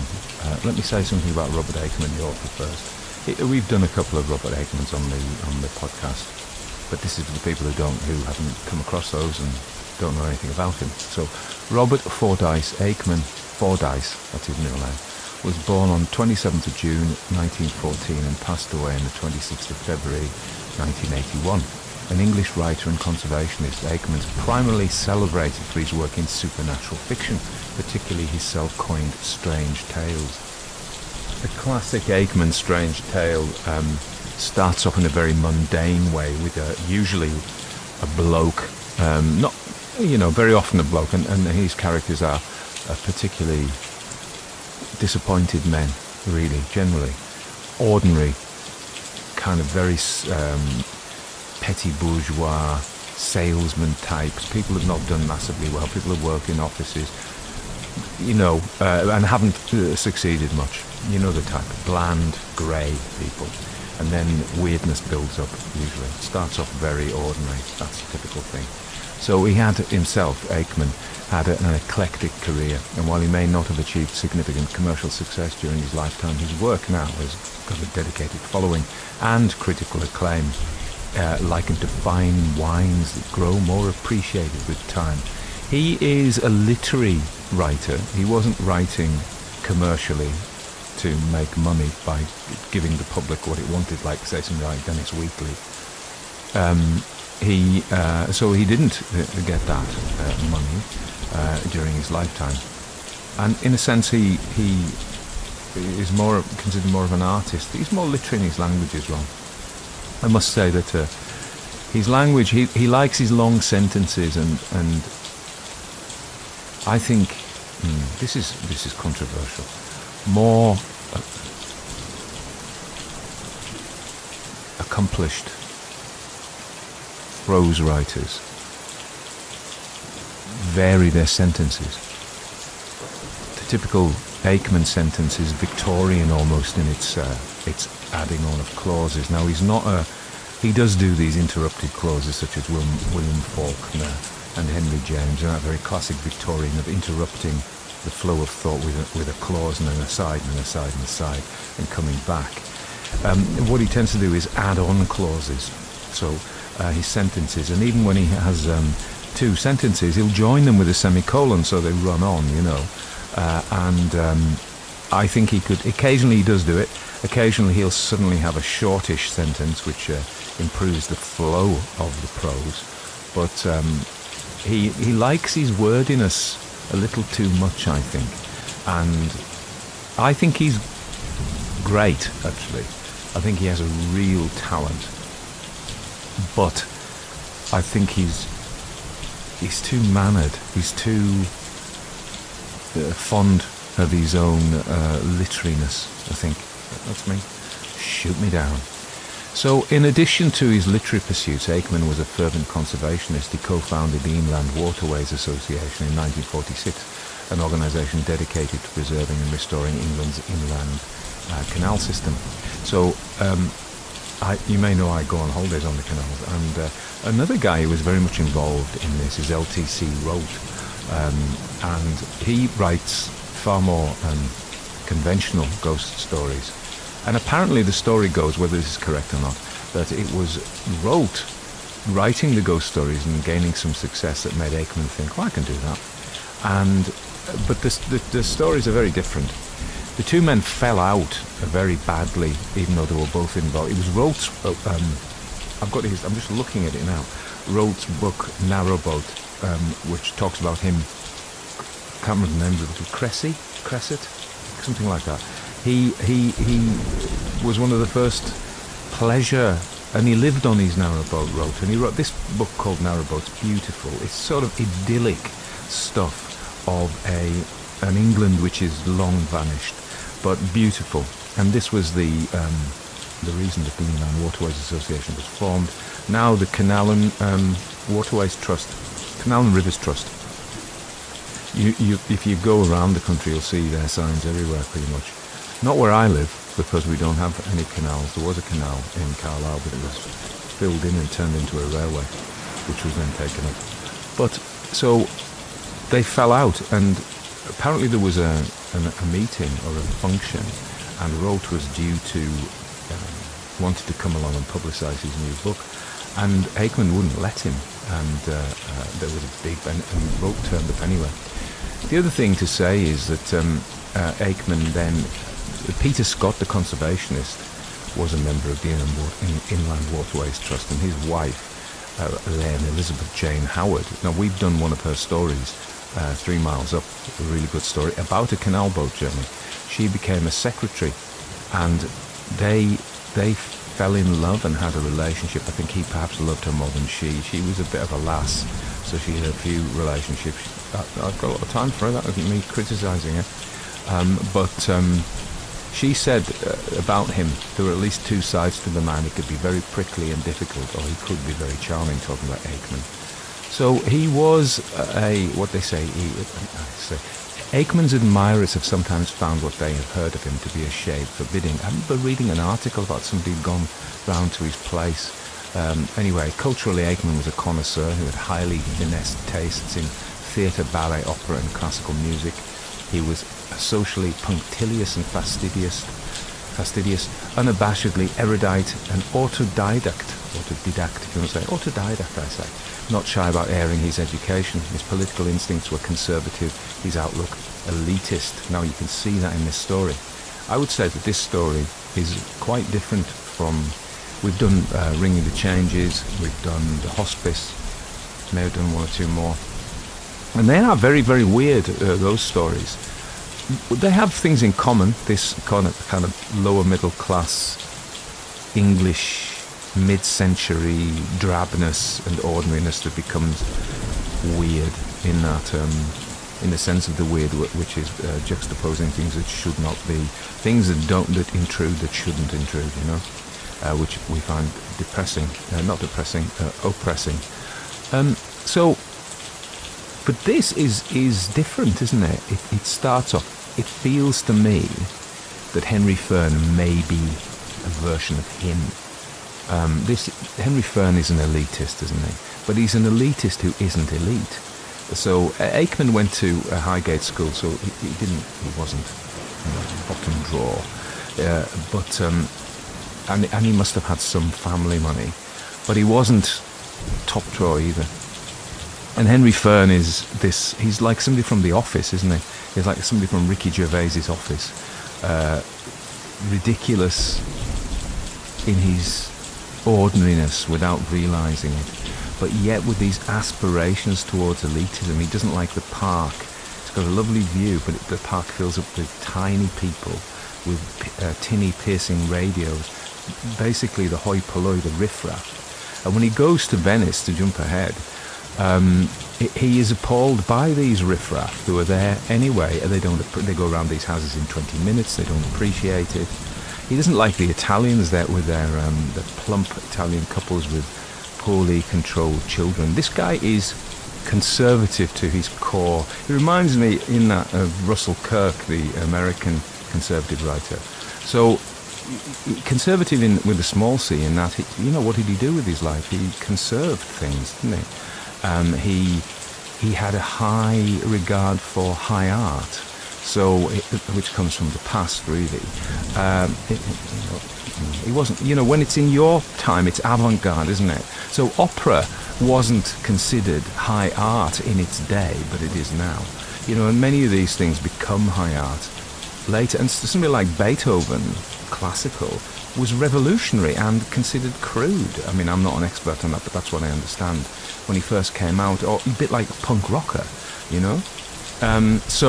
But in that conservatism, so he conserves things, he values things from the past, he values traditions, he values hierarchies of artistic hierarchies. It's not explicit, but he probably values social hierarchies. There's a little nod to Mussolini as well, of the previous Italian regime, and it's not unfavourable nod either. So I think this elitism, where he has no time at all for the common people, and I'm not saying he should. I'm not saying, it's not for me to say. I'm just reflecting what I see. So one of the notes I read also, so he's deeply conservative and elitist and snobbish, basically. But also he struggles to make human contact. And this is a key theme of the story. He's had two engagements which he broke both off because ultimately he could not connect with the women. There was no human warmth there. They didn't have, but also there's the, I say elitist, but a difference in appreciation. They went on holiday together. They didn't think the same about what they found, and I think that's a key part of a relationship, isn't it? But so he is. Oh yeah, going back. So the point made in some of the stuff I was reading, somebody called him a neurodivergent. I don't think either Aikman or Henry Fern would recognise that term, but probably it's probably what we would have called autistic.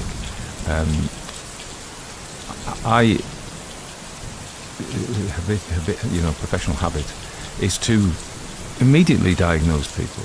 See people on the street and I think, aha, and I categorise them. But I know that's wrong. And it's wrong in literature as well. But somebody else said that, not me. However, I can see why they said that. Because one of the key features of autism, high-functioning autism in this case, he's got probably higher than normal IQ, higher than average IQ, is social impairment, and I've worked with patients who are autistic, who really struggled socially to understand body language, metaphors, all those things, the unspoken things, the unexplicit things. And they longed for human contact. And I think this is what we see in this story. Now, I'm not ascribing it to his autism, I'm just showing the parallel. So this is a man who's deeply unhappy, I think. Deeply unfulfilled. What he wants is to love and be loved. We get the impression these parents were not a loving presence particularly. They may have been protective, there's no question that they were abusive. They weren't abusive or anything like that, but they were distant.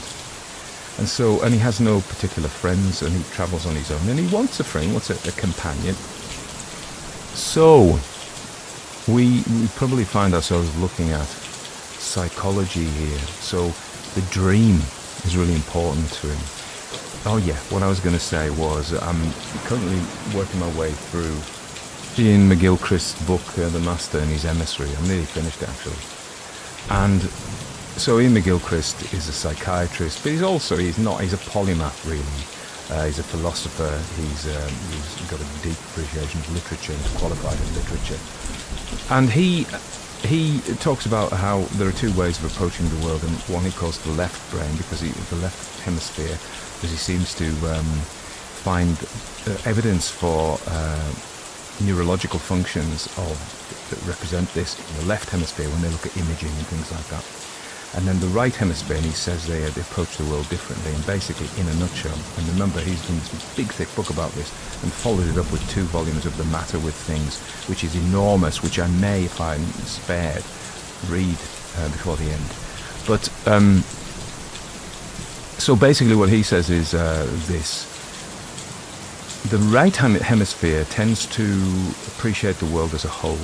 It can suspend analysis. It sees things as process, as whole, as not divided, and it sees the living world, it sees things as being alive. The left hemisphere, which his argument is that we privilege in our society, is analytical. It cuts things up. It turns things into objects. So it looks at this and says, this is the River Eden. Now the river doesn't know it's an Eden, and it may seem we're so imbued in this, it's so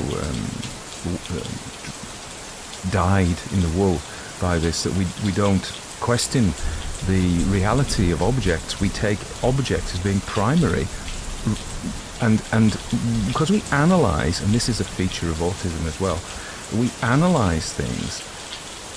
The left hemisphere sees things as mechanical and dead. So this is McGilchrist's view, if we rely completely on a world through our left hemisphere, our analytical side, we see a dead universe that is cut into pieces and has no life. And we long for that life and that wonder and that connectedness with everything else that is, as McGilchrist would say, is the purview of the right hemisphere. And I think it would be fair to say that he considers that the truth, if you like, that the world is process, it is all connected. But we, to our detriment, our Western culture since the Enlightenment has chopped the world into pieces, so we ended up with the blind watchmaker, In fact, a universe is an empty machine that has no life, no purpose, no meaning, and is desperately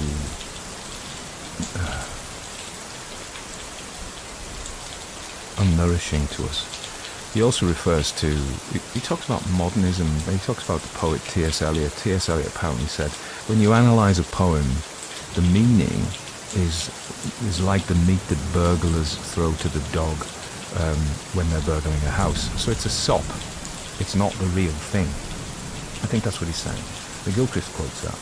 And I'm very conscious that, in a sense, this is what we're doing. To be able to look at a piece of art, whether it be a painting or an opera or a story, and cut it into pieces. I think even, what does Gandalf say in Lord of the Rings? He says, I can't remember the exact quote, but he's talking about Saruman. He says, to someone who breaks something to see how it works has departed from the path of wisdom. And we've done that, and that's the whole point, isn't it? And this is a man who's living in his left hemisphere. This is talking about Henry Fern back in the story now. It's a dead world. He's longing for connection with the wonders of Venice and with a woman and with his fellow human beings, but he can't find it. And so, leaving McGilchrist now, we would talk about, say, Freud. Now, Freud had this idea that there were things in our subconscious that they are in our subconscious because we don't want to think of them. They are too embarrassing or dirty, or, there are things we don't want to have in our mind, so we repress them.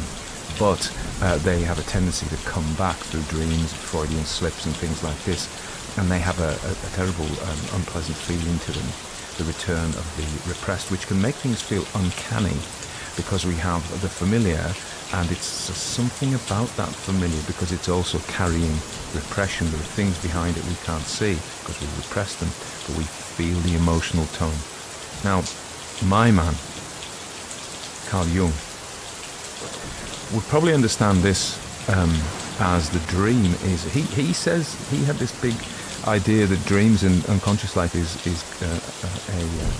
compensatory. So you have something, your life is as it is, and it's missing something, and that will come up in your unconscious life. Whether if you write a story, there it will be. If you things will happen in your life that is this repressed part, or this part that you're not attending to, is calling out to you. So this woman, who represents in Jungian terms the anima, and I'll explain that in a minute, is calling out to him. So Venice, the wonderful, the dream Venice, which is not the same as the cut-up Venice with its hordes of tourists and its crumbling palazzi and that are not attended to, He makes that division, that is the left brain. I'm jumping back to McGilchrist there, but you understand what I mean. And Jung says, clearly in this man's dream there is this wonderful lilac sky, there's this gondola, there's this gorgeous, alluring woman.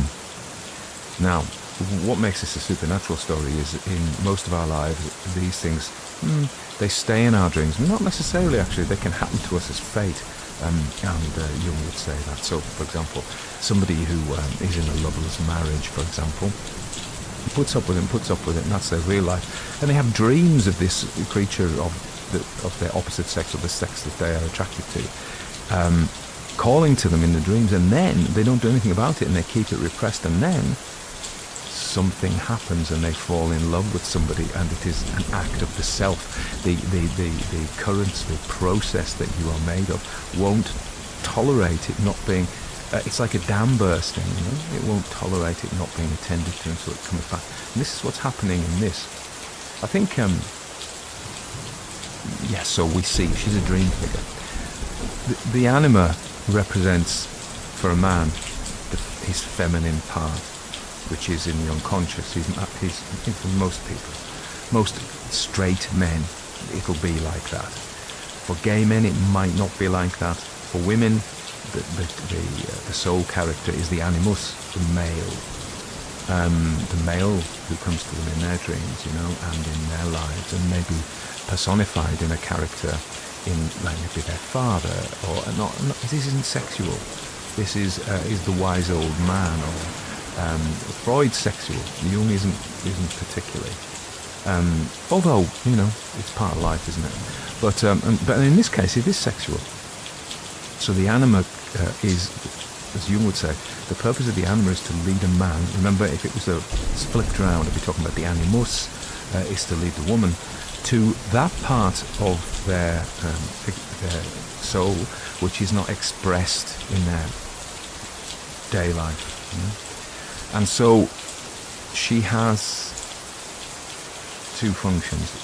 If we jump across to she can appear as the mother, or the lover, but she can appear as the mother. And her sides are, she's the giver of life.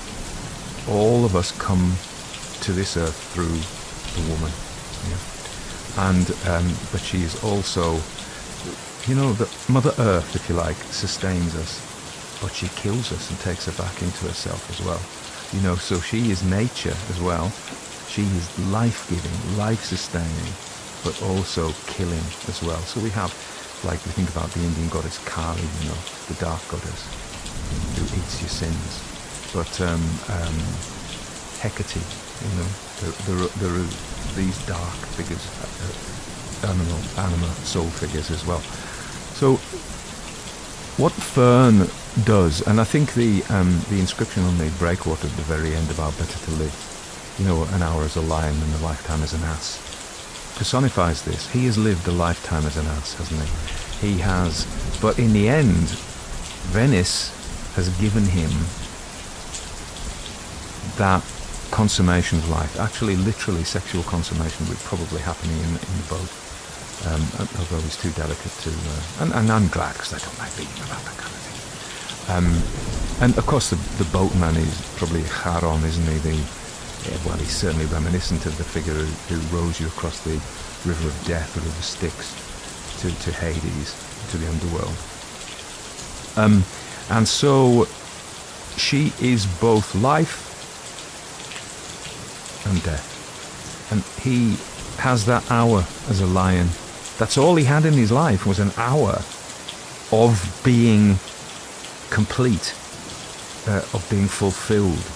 And then he died. But in a sense, what if he lived? What else could life have given him? In a story world. What else could he have done? He would have gone back to he would have had to change his life completely, wouldn't he? And would he, was it sustainable that he would then have realised that this was some kind of message from the divine, if you like, that and would he then have the ability to connect with people, or was it a prize for a life otherwise lived in muted desperation? I didn't even think he knew he was desperate. Anyway, so a fantastically deep story.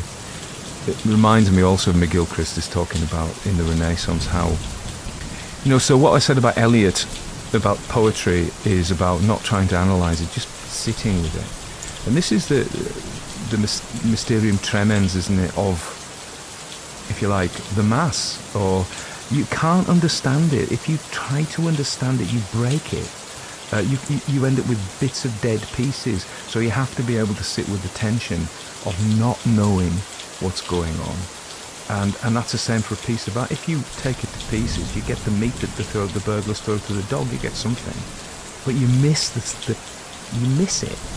So McGilchrist is talking about Leonardo da Vinci, whose advice to painters was to start with something natural, like a stain on the wall, a particular contour, and start with your brush and let the imagination, call the unconscious, whatever, let that draw you out and let that show you. Don't try and, I think what he's saying is, don't try and be too analytical about it and plan it all out.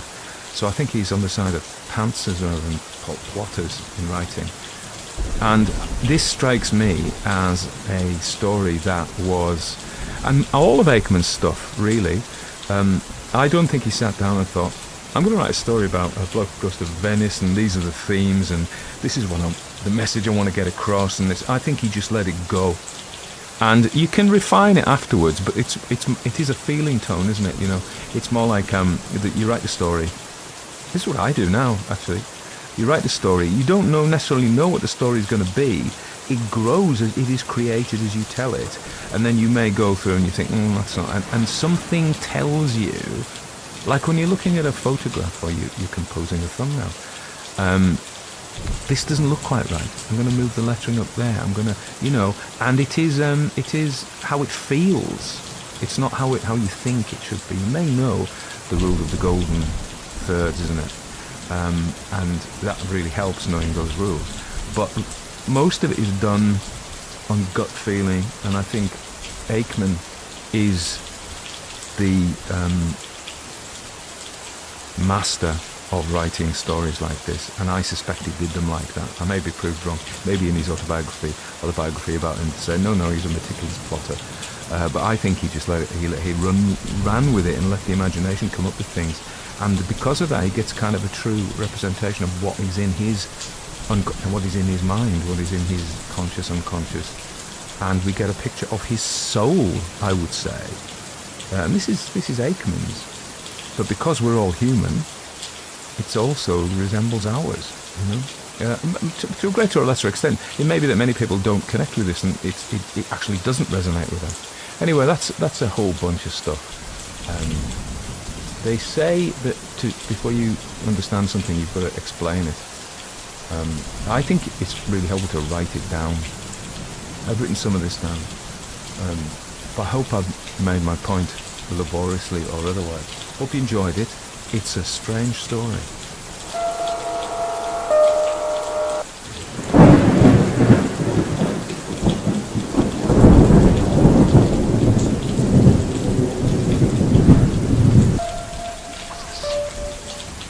The Underground by R. Chetwynd Hayes.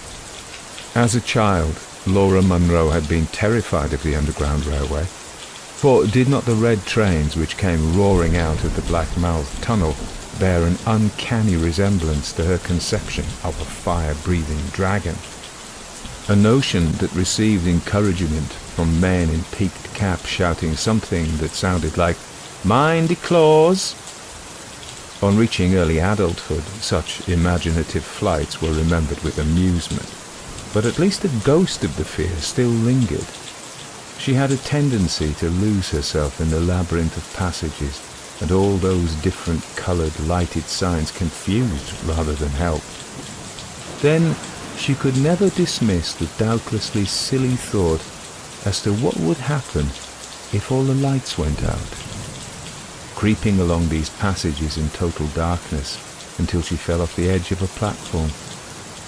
Yet she was a seasoned underground train traveller, went down the escalator in the morning, came up in the lift every evening, 5 days a week, around 48 weeks a year, and for the best part of 20 years.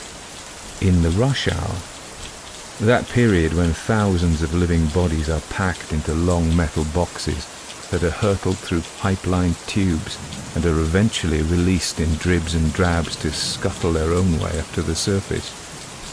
One day, Laura thought, as she strap-hung while being all but flattened by two huge masculine bodies fore and aft, I bet they don't all make it. What she meant, or thought she meant, was that out of all the thousands of commuters that suffered this twice-daily purgatory, a few must collapse with a heart attack and never again see the light of day. And undoubtedly, if that was what she meant, she was right. In fact, the entire business of travelling by the Underground Railway is fraught with danger. Stand on the edge of the platform in the rush hour, take up, "I'm going to be first in and get a seat" stance when the first rumble announces the imminent arrival of a long-awaited train, and over you go. Loss of balance, an inopportune fainting spell, a slip, a push, the merest flick of a folded umbrella. At the very best, eternity is but one step away. Then there are other, less mundane aspects. Laura first saw the young man standing on Charing Cross Underground Station, to be precise, at 23:36 hours. She looked at her watch. On Tuesday, February 19th. So far as Laura could see, there was no one else in his immediate vicinity, due no doubt to the lateness of the hour and the inclement weather, for snow was falling up in the world above. He was attired in what she later knew to be a battle dress, covered by a thick khaki overcoat, equipped with shining brass buttons. Green canvas gaiters overlapped thick-soled, highly polished boots. A folding cloth cap with stiffened sides that met at a point in the front clung precariously to his blonde head, and rather gave the impression it would fall off if given the least encouragement.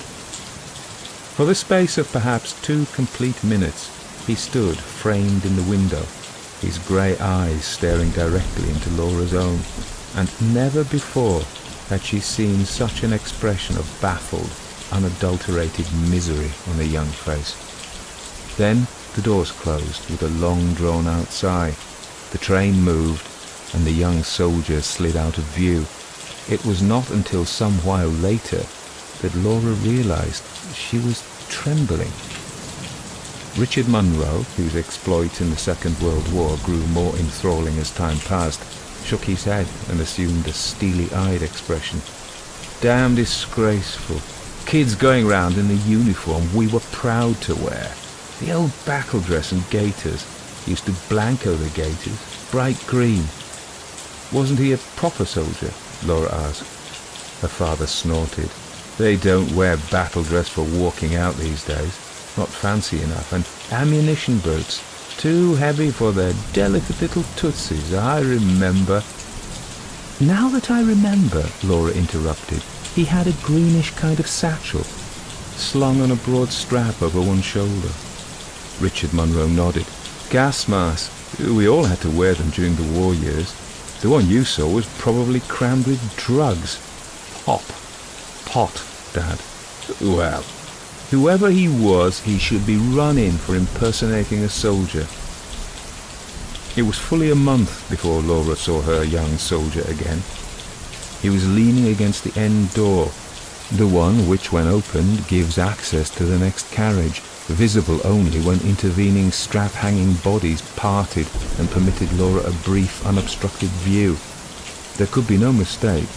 The same white, unlined face, grey, sad eyes, the thin body clad in that rather unsightly uniform. Laura toyed with the idea of actually getting up, easing her way through the strap hangers and starting a conversation with the young stranger. How crowded, most tiring, sort of thing. Then she killed the notion with self-mockery. It would be very like cradle snatching. The boy couldn't be more than 20, whereas she was pushing 45. Well on her way to confirmed spinsterhood. Fine thing to pick up a young soldier at such an advanced age, always supposing he didn't run for his life the moment she opened her mouth. But strap hangers permitting, she could watch him. The doors slid open to reveal Gloucester Road Station, and several people got out, leaving a much less cluttered passageway to the object of her attention. Yes, he looked very unhappy, lost and vulnerable. She sought an allegorical phrase that would explain his apparent situation to her satisfaction. Imprisoned behind a wall of self. Not quite. Lost on the sea of eternity. That seemed to strike the right bell. But why? What was it that made him something more than a young man dressed in a Second World War uniform? She waited until the fat man had eased himself down into a seat with every sign of satisfaction. Well, he didn't seem to move about much. No turning of head to look at the platform, no fidgeting, shuffling of feet, seeking what comfort it could be obtained from leaning against a metal and glass door. Neither, when Laura came to examine his face more intently, did he blink, nor move his face muscles. She thought it could have been a corpse propped up there, and wished she hadn't. The very idea was nasty, silly, and just wouldn't go away. She closed her eyes and tried to dismiss the wretched boy from her mind, while hoping that by the time she opened them again, he would have gone away or at least moved to another position. The best thing to do was to count 10, then another 10, before slowly parting the eyelids and taking a preliminary peep. At first she experienced a feeling that was part relief, part disappointment, when she realized he was no longer leaning against the end door. Her startled gaze flashed along the strap hangers, then those seats that were within her line of vision, and relief, disappointment grew stronger, reinforced by curiosity as to where he could have got to. She raised her head and tried unsuccessfully to subdue a gasp of alarm. The bogus soldier, the young man in the outmoded uniform, was standing a scarce yard away, just beyond the glass partition, wedged in a corner, partly obscured by a short woman wearing a green coat and carrying a large leather shopping bag. Laura could see his head and shoulders, part of his right arm, but that was sufficient. His head, adorned by that ridiculous hat, was tilted, and his grey eyes were looking directly into hers. Loneliness and despair, frozen by time, blazed an icy trail across her mind, and she screamed a silent protest, like a recluse threatened with the burden of a stranger's problems. Then he disappeared, left an empty space that might never have been occupied. and Laura felt her heart beat faster as shock demanded its due, even while pity fought an even battle with fear.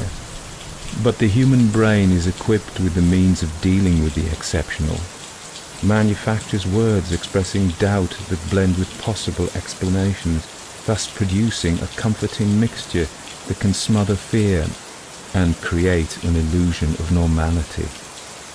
In effect, Laura thought, he can't have just disappeared into thin air. Therefore, he must have moved when my attention was distracted, and it would be very silly of me to wonder where. Then, I must have slept for the fraction of a minute.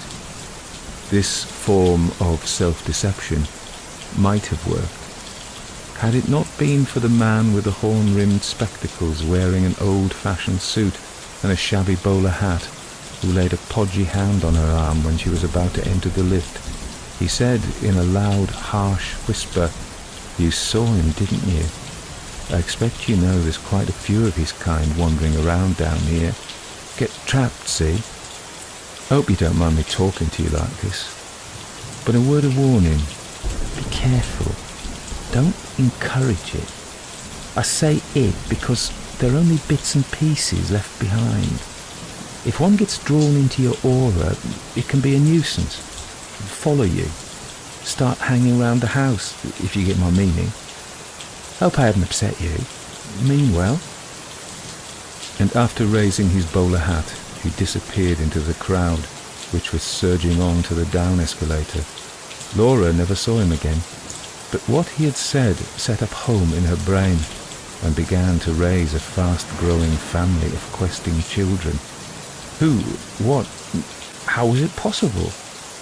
Could a momentary flash of pity form a line of communication? If so, with what result? Laura did something she hadn't done for years. Ran up 2 flights of escalators, then out into the street, where she stood, gasping like a stranded fish. A newspaper vendor watched her with cynical amusement. "Don't want to do that at your age, Dux. Ask him to travel. Walk slow and arrive late in this world. Run fast and arrive too early in the next. That's my motto." Laura wondered if that was true. "Harold is your last chance," Father stated. "I mean, a man can marry any old time and usually regrets it, but a woman must begin to shiver if there's no man showing willing when she's pushing 46. 45, Laura corrected. Father, so extraordinarily ordinary, stuffed tobacco into an ancient pipe, which, according to reports, had accompanied him on the Normandy beaches in 1944, then snorted, "A year one way or another don't make all that difference. Harold Smithers is a young man of 43. You're a middle-aged woman of 45. Nonsense. You may say nonsense, I say common sense. I mean, you can't have it both ways. It's agreed most women are women at 18, whereas a man is still a boy at 24. Tack the extra years on at the other end and you'll see what I mean. It all boils down to this. If you were a career girl, maybe mowing your own lawn might be the thing. But you're not. You're just a typing clerk and they're thick on the ground. So pick up the gauntlet while it's still there for the picking up. And if it looks like Harold Smithers, tell yourself, beggars can't be choosers. I'm not begging. You should be. That evening, Laura sat looking at her last chance across a restaurant table and wondered if it would be possible to face him across the breakfast table for any period up to 40 years. What he lacked in hair was compensated by extra chins and stomach. Bovine blue eyes gazed at her fondly from over a snub nose. Red-veined ears stuck out like miniature wings, while a small rosebud mouth dispensed, as was appropriate, small talk, mainly about his ancient mother and how well he'd done at the office the past week.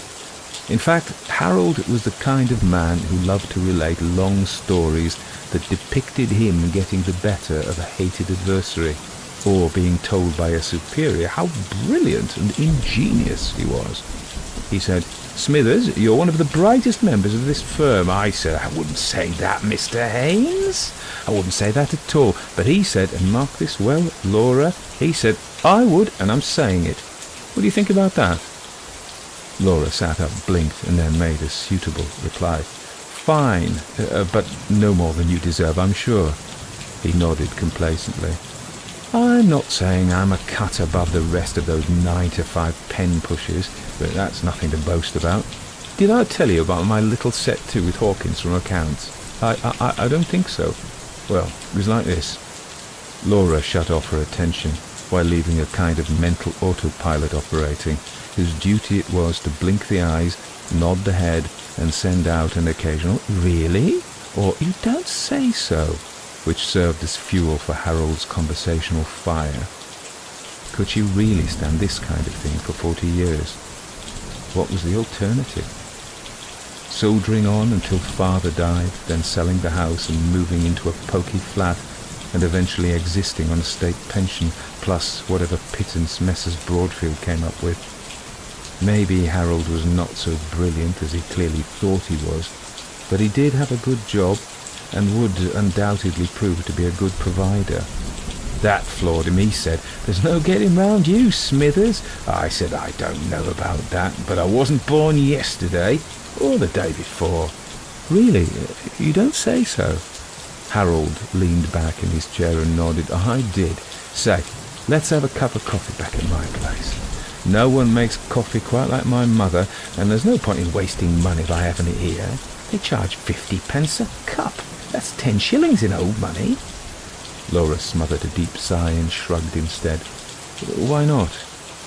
Harold signalled the waiter for their bill, examined it closely, then, with great reluctance, produced the exact sum, plus 10% for service. He helped Laura into her coat, accepted the waiter's assistance in regard to his own, before cupping her right elbow in his left hand and steering her possessively towards the door. Out on the pavement he grimaced when a splatter of rain came fleeing before a keen east wind, then raised his free hand and flagged down a taxi. He gave Laura a fleeting smile. "Why not? It's only once in a while." He took her hand in the taxi and spent almost the entire journey in caressing her knuckles with his thumb, a form of intimacy she found irritating. Presently he said, "Mother'll be surprised to see me home so early, and accompanied by you. Will be a surprise indeed, a pleasant one. She thinks a lot of you, Laura. Says you're just the woman for me. Respectable, knows what's what, and no nonsense. Make a chap a first-class wife." Suddenly, after almost 2 years of what her father had described as walking out, she realized Harold and his mother assumed she would, at some unspecified date, marry him. This assumption had come into being as the result of a long series of hints, roundabout innuendos, and a growing display of possessiveness, not because he had ever proposed. Laura turned her head and examined the face of her intended through narrowed eyes. He was staring at the fare meter with some concern, and the expression on his face was far from pleasant, suggesting a trait of meanness born of supreme selfishness. Truth exploded like a delicately primed bomb in her brain. Harold would never propose. He and his mother would assume she would marry him at a permanently unspecified date, unless of course she called the entire business off. Then Harold would be free to enjoy the status of a jilted lover. She began to laugh softly. Did it really matter? Life was merely a short, quick trip from cradle to grave, and what happened on the way didn't amount to much. "What's tickling you?" Harold asked. She pulled her hand free. "Just a silly thought that ran across my mind. Look, do you mind if I don't come in with you tonight? I feel rather done in. Give my regrets to your mother." He frowned, and she knew he had become bad-tempered. "If you insist, but I've hired the taxi from my place. It can take me on after it's dropped you," she pointed out with a rather bitter smile, then added, "Don't worry, I'll pay." "Oh, well, if you must. When will we meet again?" She thought for a moment. "Why not ring me?" She She could feel his gaze raking her face, and when the taxi drew up in front of his house, he asked, "Is there anything wrong?" She turned bright eyes in his direction. "Good heavens, no! What on earth makes you think there could be anything wrong?" "I don't know. You seem to have gone sort of funny. Still, about the taxi fare, would you pay the full fare? Then I'll work something out next time we meet. Not to worry, you paid for dinner. I'll pay for the taxi." His lips brushed her cheek. "I say, you are a good sort." When the taxi had moved on, leaving Harold to mount the steps to his front door, Laura laughed again. Laughed until she cried. It took 3 entire weeks for Laura to realize that she was actually seeking the soldier in the underground. At first, remembering the warning given her by the stranger, she took to looking rather fearfully along the platform and in the crowded carriages. But then the feeling of disappointment grew until the day came when she allowed 2 trains to leave without her because there was no sign of him on board either. She knew this obsession with the shade of a presumably long-dead soldier could lead to some form of insanity, apart from being humiliating. But like all obsession, there was nothing she could do to control it. She tried to define its cause and became lost in a sea of conjecture. Harold had partially filled a void. Now, ever since the experience in the taxi, he had become repellent to her. If this was the cause of the obsession, or the result, she couldn't determine. He had rung her several times and called at the house once, but she lacked the courage to do more than plead ill health. Sooner or later, she would have to make an irrevocable decision, then sit back and listen to her father's remonstrances. But the point was clear. There was a kind of kinship between her and that pathetic shade, which at the present time she couldn't understand. A series of questions glided out from the dark corridors of the mind and demanded answers. How did one become a ghost? That young man, how did he die? And why was it necessary for him to travel perpetually on an underground train? Should such an apparition be called him? Was it a personality or a fragment, an extension, a shell, a recording left on the atmosphere? How many people were ghost-prone? Would she, Laura Elizabeth Munro, one day or night scare the life out of some poor char-lady by suddenly appearing behind her desk and begin to silently type a list of stock returns? If so, why? One evening she caught a glimpse of her soldier at the very far end of the Victoria platform at Green Park Station, a tantalizing vision of khaki distinguished by shining brass buttons. She pushed her way through the dense crowd, for 1 or 2 trains had been cancelled, and more people were cramming onto the platform by the minute. And really, there was no way she could hope to reach him, even if he stayed in the same place. An obnoxious youth drove an elbow into her stomach when she tried to push past him and said, "Where's the fire lady?" And by the time she had recovered, she was in no condition to resist the surge which carried her into a newly arrived train. "You're getting as thin as a beanstalk," her father remarked, "and it don't become you. No wonder we haven't seen so much of Harold Smithers lately. What with the way you look and the way you've been treating him." "I'd be surprised if he hasn't taken a looking in another direction. It's the shelf for you, my girl, and no mistake about it. Still, I suppose when I'm gone, what with what the house will fetch, plus the bit I've managed to put away, you'll just about manage." Laura recognised that all this insulting, semi-humorous badinage was the result of a strange, half-serious concern for her future welfare. But because she too surveyed that future with ever-growing apprehension, a wave of fear-inspired irritation created words that would have been better left unspoken. "You're a selfish old man who never wanted me to marry, not while you live. Oh yes, I believe your conscience is troubling you now, when you remember those you drove away." "You must be mad, girl, to talk to me like this. I drove away?"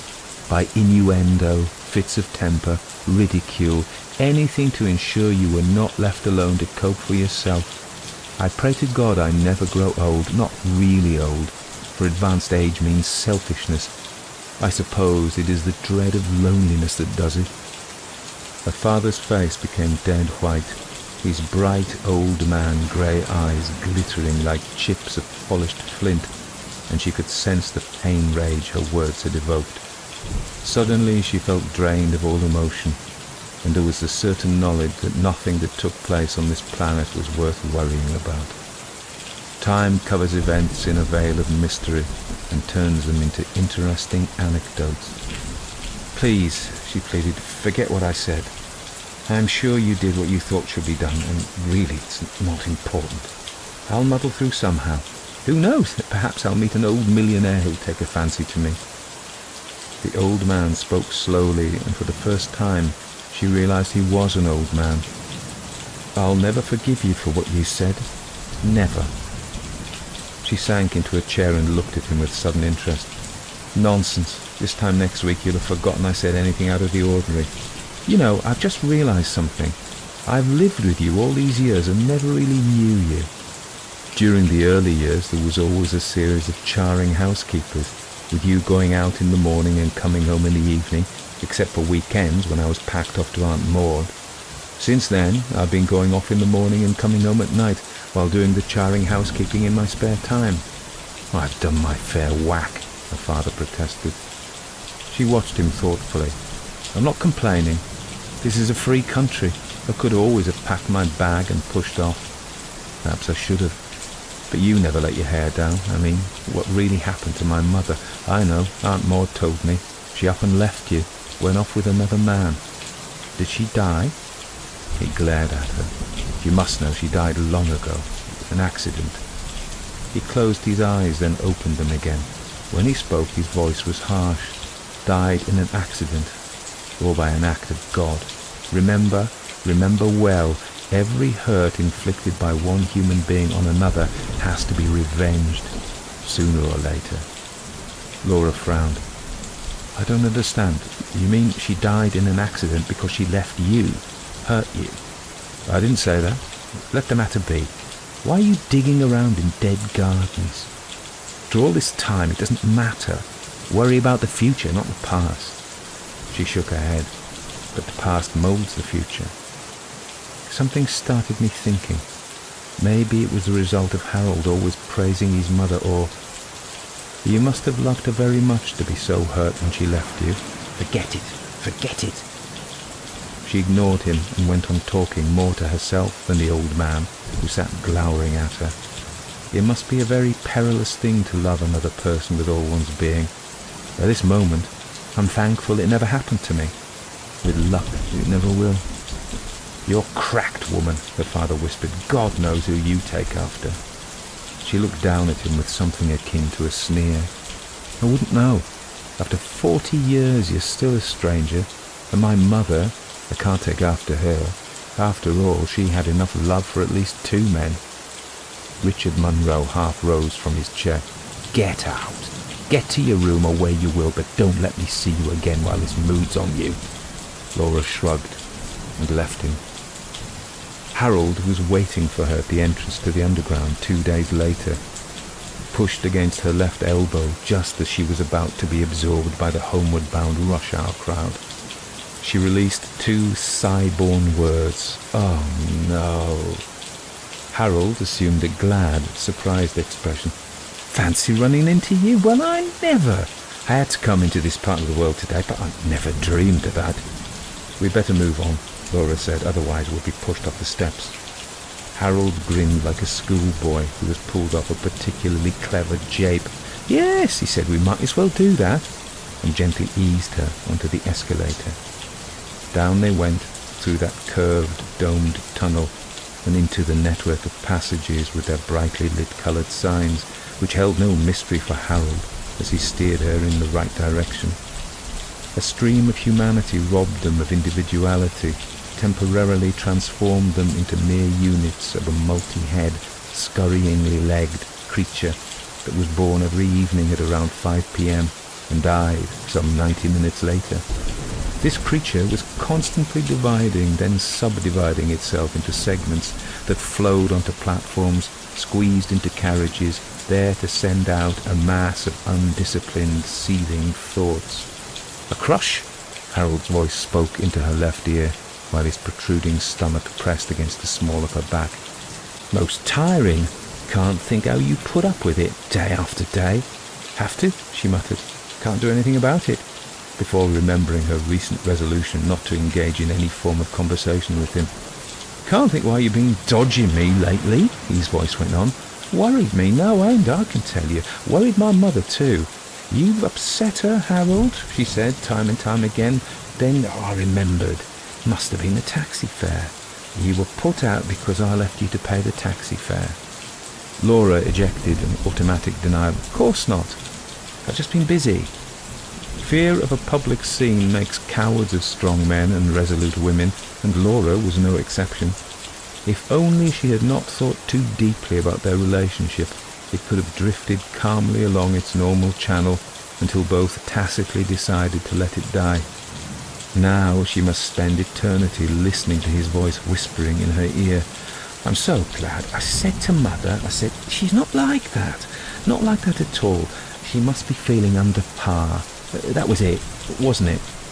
"Yes," Laura agreed weakly, while wondering how she was going to escape when they got off the train and ascended to the world above. Nothing was for real down here. The door slid open. She and Harold swayed as some parts of the creature disgorged, then took on replacements.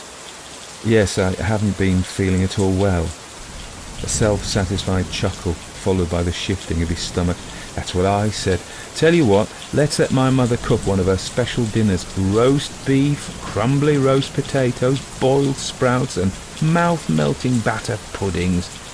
She loves to watch people she likes eat. Father used to say, 'Mother,' he always called her Mother, 'Mother, you'll feed me to death.' And I'm not so sure she didn't. He was 18 stone when he died. I always say the way to a man's heart is through." He was back. The soldier boy, standing a scarce 2 feet away, looking straight at Laura, his young man grey eyes filled with the sadness of one who has suffered a recent bereavement. She wanted to reach out and place her hands on those narrow shoulders and gently pull him towards her, but bodies, parts of the creature, pressed so tightly her arms were imprisoned and her ear was held captive by that whispering voice. "Pity about your mother. Mother told me all about it, how she ran off with that Canadian, and your father came home and found her gone, and you bunged on to your Aunt Maud. Wonder he didn't go mad, particularly when she fell under the train. On this line too. One wonders if she really fell, or, I mean, when one remembers what was on her mind. I say, I haven't put my foot in it again, have I? But it all happened such a long time ago. But the association of ideas, your mother and mine, it brought it all to mind. But you did know about it, didn't you?" The sad young man's grey eyes stared at her forlornly, and she knew. The pale, unlined face was stone, waiting for time to etch lines of experience, suffering, guilt. She whispered, "I know now. Please, go, please, go, go, go." The apparition went and was replaced by a tall, thin man with rimless glasses who smiled faintly and said, "Sorry if I bumped into you," then looked away when Harold glared at him over Laura's shoulder. She fled the moment the door slid open at the next station, leaving an enraged Harold who shouted after her, "Go to hell, you silly stuck-up bitch!" And there was no room in her mind for pity or regret. She took a taxi for the rest of the way home, even though the fare took all the money she had in her bag. Father was seated in front of the artificial log electric fire and barely looked up when she entered the living room.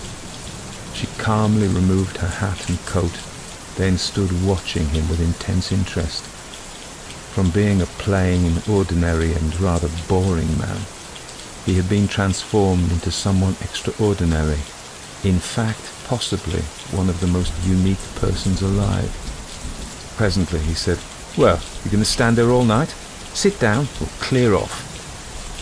There was no time or desire for a tactful approach to a bizarre subject. So she asked simply, "Did you follow my mother onto the underground station or see her there, quite by accident?" He jerked his head round, and she had a glimpse of the young soldier peeping out from frightened eyes. "What are you talking about?"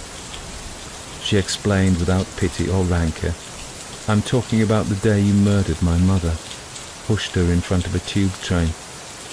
I've often thought how easy it would be in the rush hour, and wondered how many times it had been done. Now I know. You did it." He groaned and covered his face with shaking hands, then sat rocking back and forth. Laura heard her voice revealing the truth as she knew it. "I don't know if she deserved to die or not. Leaving a serving soldier and an infant child during a war must be regarded as despicable, but I have never had to experience the temptation she had to contend with. But if everyone was killed for surrendering to temptation, the world would be sparsely populated." "She just left," the old man whispered. "Not so much as a note. I was half mad with grief. Then, when I saw her in the underground, my temptation was too strong to be resisted." Laura nodded. "I can understand. But the great tragedy was born of the second murder.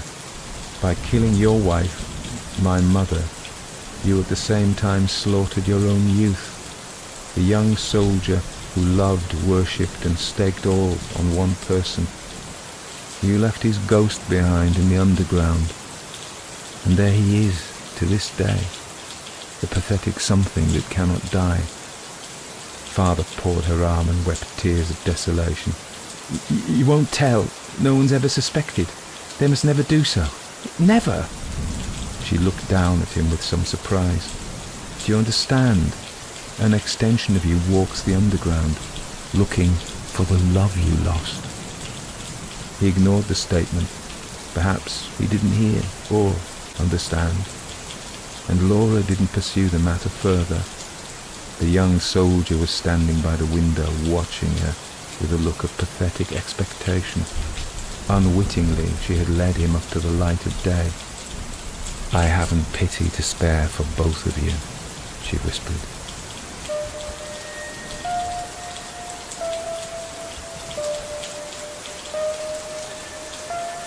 Everybody dies, then. That's what comes. Isn't that so? You tried to get into a long road.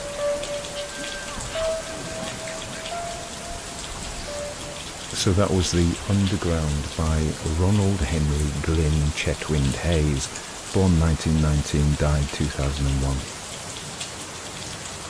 Somebody actually messaged me about his work, a guy called Nicholas, who I have kind of a bit of a correspondence, an intermittent correspondence with. And he asked me what I thought of him. And you know, I remember reading Chetwynd Hayes back in the 70s when I was reading my horror anthologies. And I haven't read much of his anyway. And then by chance, I was reading the British Library Tales of the Weird volume came out in 2019 called The Platform Edge, Uncanny Tales of the Railways. And there was his story, The Underground. So let me say something about him. Prior to his career as a full-time writer, Chetwynd Hayes was employed in the furnishing trade. His literary journey commenced with the publication of his first science fiction novel, The Man from the Bomb, in 1959. This marked the beginning of a prolific career that saw the publication of numerous collections and 10 other novels. Several of his short stories were adapted into anthology-style films, if you remember those, whereby it would be like a feature film length, but it'd be like a portfolio of different stories, including The Monster Club and From Beyond the Grave. Chetwynd Hayes' book The Monster Club contains references to a movie maker named Vinky Rockner, an anagram of Kevin Connor, the director from Beyond the Grave. John Carradine portrayed Chetwynd Hayes in The Monster Club. So he also was an editor. He edited the Fontana Book of Great Ghost Stories after the departure of Robert Aikman, and some other... I think I did read his book, the Armada Monster Book series for children. I read some of those. They called him the Prince of Chill in the 70s because that was who he was. He wrote stories about Jack the Ripper, and it was very well received generally. He actually got the Bram Stoker Award for Lifetime Achievement in 1988 and the British Fantasy Society Special Award in 1989. He passed away from bronchopneumonia on the 20th of March 2001.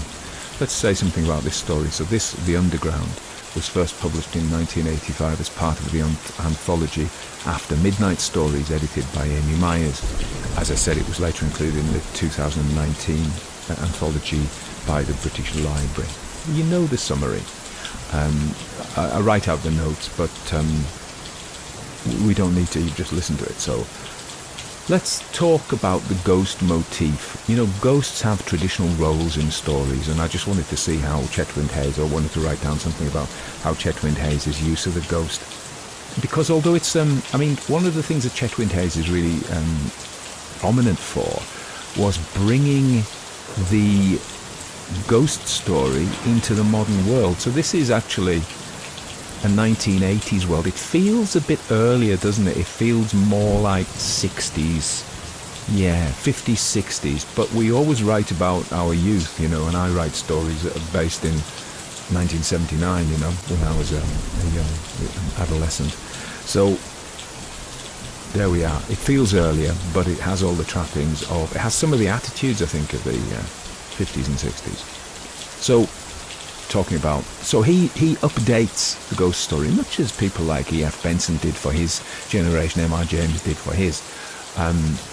So, what do ghosts normally do? Well, they warn people, but also a very prominent feature of ghosts in folklore as well as in literature is they are unable to move on due to unresolved tragedy. I don't know if you've seen Sapphire and Steel's my favourite episode actually, set on the deserted railway station where there are the ghosts of the First World War soldiers. That's probably what's making me think of this. What year did that come out? That came out in the early 70s. So it was after this, so he may have seen that episode. Fantastic episode, Joanna Lumley and the man from U.N.C.L.E., of course, who recently died, sadly. But we've all got to go, haven't we? You know. And okay, so I wonder if it wasn't influenced. It's a. I think that's where the resemblance ends, really. So the idea that a ghost is stuck because of unfinished business. This is also, as we later find out by the twist in the tale, this is what they call an apparition of the living, and these are actually remarkably common. They're very well reported. Sometimes they are crisis apparitions of someone who is about to die, but sometimes they just happen to be apparitions of people who are alive. So this is the ghost of a man who's actually still alive, but in a sense he's dead. You know, we come to that really, how you may understand him as being dead. So the ghost is a powerful symbol of guilt, not for Laura herself, but she doesn't realise this. She actually is investigating those, and she doesn't know what it means. She even kind of, at the very beginning, conceives some kind of, it doesn't go very far, romantic inclination, which is to introduce her as being lovelorn, really. That's not the right, bereft of love. She has her suitor, Harold, who isn't much of a bloke, really.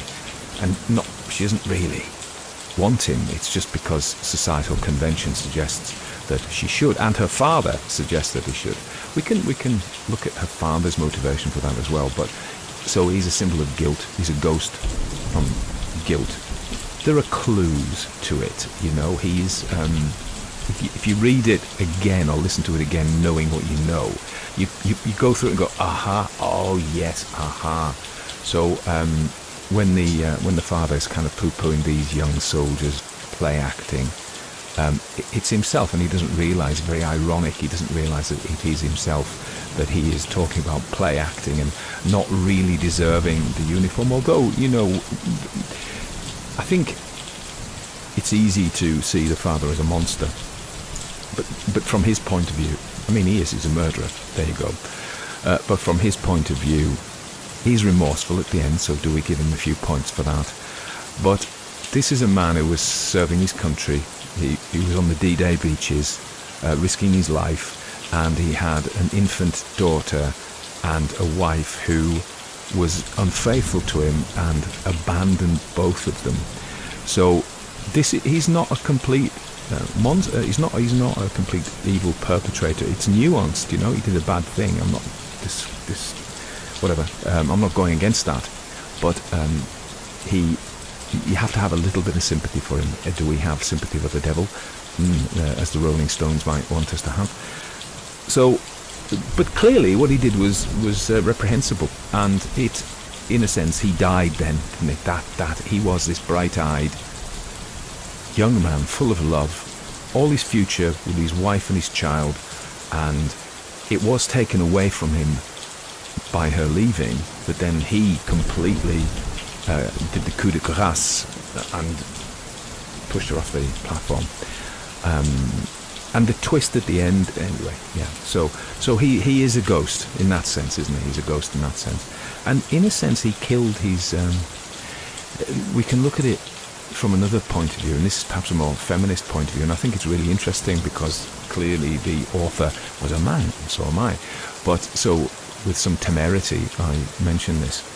But you know, the societal expectations which were on men. Men had to fulfill certain roles as well, but let's look at the woman side of things. The wife may have loved Mr. Monroe when she had the child with him, or maybe didn't, because what we see of his character is he's quite a critical fellow, and nobody likes that, you know. And maybe she married him because it was expected of her, in the way that Laura is expected to marry Harold. So and she took a bid for love and freedom and went off with this Canadian soldier, we presume, and so, you know, it can be seen as her escaping from the clutches of societal expectations, except she didn't escape. And then some decades later, we have Laura, who is expected to marry this. And we have to have some... Harold can't help what he is, you know. He's Alfred Prufrock, isn't he? He's no great lord. He's no leader.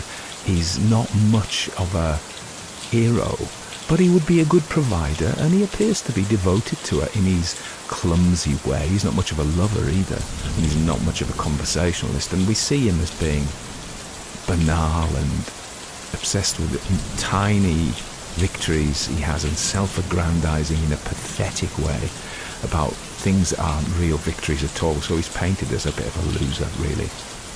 But he loves her. We presume he loves her, or does he? I mean, he tells her to F off, you bitch, at the end. But so did he love her, or was it just the societal expectations that he should have somebody and she'll do? Because, you know, she, in the same sense, flipping it on its head, she is not a prize anymore.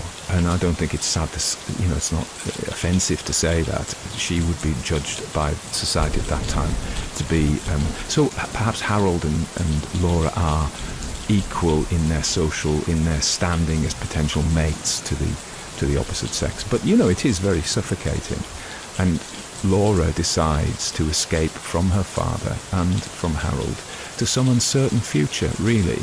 But best to live 1 year as a free woman than a lifetime as a drudge and a slave, an emotional slave anyway. Yeah, it doesn't sound very appealing, you see, having Harold come home to you for 40 years. Oof.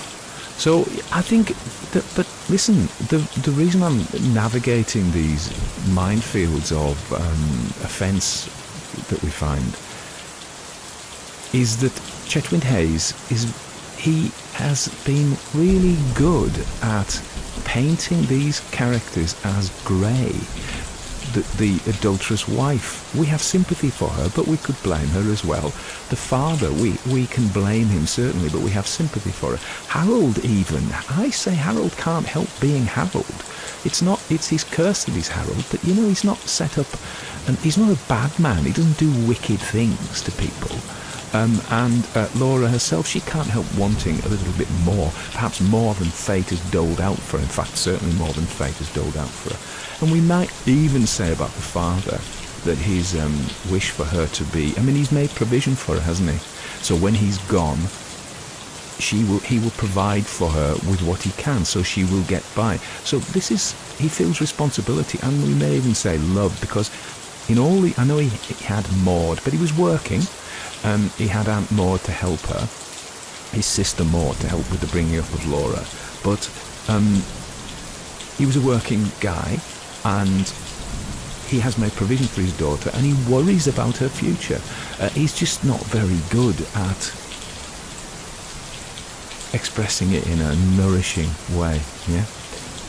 Harold Smithers' cloying affections, his bovine gaze and small talk, a portent of a lifeless future. Yes, and he is a spectre of bitterness, the father. So, the ghostly soldier trapped in the liminal space of the underground becomes a chilling embodiment of this generational echo. It is a generational echo, one ruined relationship followed by another, one lifetime of unhappiness, or in fact 2 lifetimes of unhappiness followed by another 2 lifetimes of unhappiness. Is actually grim, and that's why it felt like the 50s, because I think you get that feeling from the 50s in Britain after the war, rationing, poverty, everything was, lots of people were dead. It was a grim time, and you feel that, the grey, drab, grim time. So we've talked about that, the intergenerational, and the effect of the Second World War that went on for decades. But I think it's really nicely written, it's really nicely nuanced in a kind of soul-sucking sort of way. I mean, it sucks your soul, doesn't it? It's so grim. I thought also it was really interesting how Chetwynd Hayes, and this might be a thing of his, talks about the crowds, rush hour crowds in the underground, being like some kind of creature that segments and flows and segments. It's not very clever. It's almost insectoid, it seemed to me. And then we have, in this underground space, where it's snowing above, it's like there's a real world going on above, and down below it's always the same. It's dark, it's quiet, it's labyrinthine. It's inhabited by a creature that isn't fully aware. It's almost instinctive. This is the crowds. And then we have 2 men who interrupt, not the ghost who keeps popping in and out. And we have descriptions of, the fat man, the woman with the leather shopping bag. And then we have the man who foreshadows it by saying, oh, you saw him. You shouldn't mess with those. And that kind of brings it into this is a good bit of red herring, really. It kind of reinforces our idea that this is a traditional ghost story where it's going to be some poor soldier who was killed down there, nothing to do with her. And that little warning, I think, shores that belief up, so we may go along believing, because we know.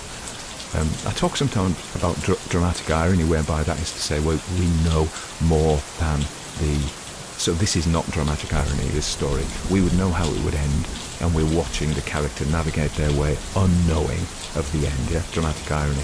But I think there is also a dramatic irony that's created, and we should be aware of this, by the genre. We know how ghost stories work, like we know how detective stories work.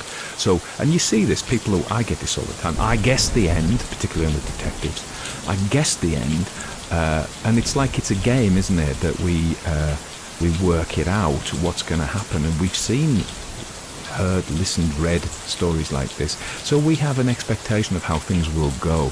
So that is in a sense dramatic irony. Even though the author doesn't share the information about the fate of the character, we can guess the fate of the character from our knowledge of the genre. Are you with me? So it's a dramatic irony caused by our knowledge of the form, right? Chetwynd Hayes subverts that, and that's the twist. We expect, it's a reversal of expectation, and in a sense a reversal of identity, because we have our ideas about who this soldier may be, and then it's twisted and it's not who we thought, so it's a reversal of identity. And these are techniques of twist endings. I want to say something about the Gothic here. I'm very into the Gothic at the moment. Right. The Underground by R. Chetwynd Hayes exemplifies the evolution of the British ghost story. We talked about that. Seamlessly blending classic Gothic elements with a modern urban setting. The story's use of the London Underground as a liminal space brilliantly updates the traditional Gothic trope of the haunted castle or manor, where, of course, in the classic Gothic story, it is an antique or antiquated building such as the Castle of Otranto, such as the Haunting of Hill House, the house, such as Castle Dracula, and that's Gothic, isn't it? The monastery in the monk, and they'd have that. That's what they have. There's some funny stuff written about them, how to do a pastiche of one, get yourself a dilapidated castle. That's where it all starts. But he uses Chetwynd Hayes' the Underground is used for that purpose. So the subterranean setting also serves as a powerful metaphor for the unconscious, but I would go further than that and say serves for a metaphor for the underworld, the Greek underworld, the land of the dead, which is underneath our feet in traditional Greek, certainly mythology. So I think, it's really, really well done. The Underground itself becomes a character. It does. It haunts the story, a liminal realm where the boundaries between past and present, life and death, conscious and unconscious blur. This spatial liminality is a hallmark of the British ghost story tradition, where hauntings often occur in threshold spaces. Chetwynd Hayes extends this concept, making the entire Underground a vast interconnected threshold where the living and the dead coexist. Good stuff. I wanted to say just something about a little bit more detail. I've talked a bit about the twist ending.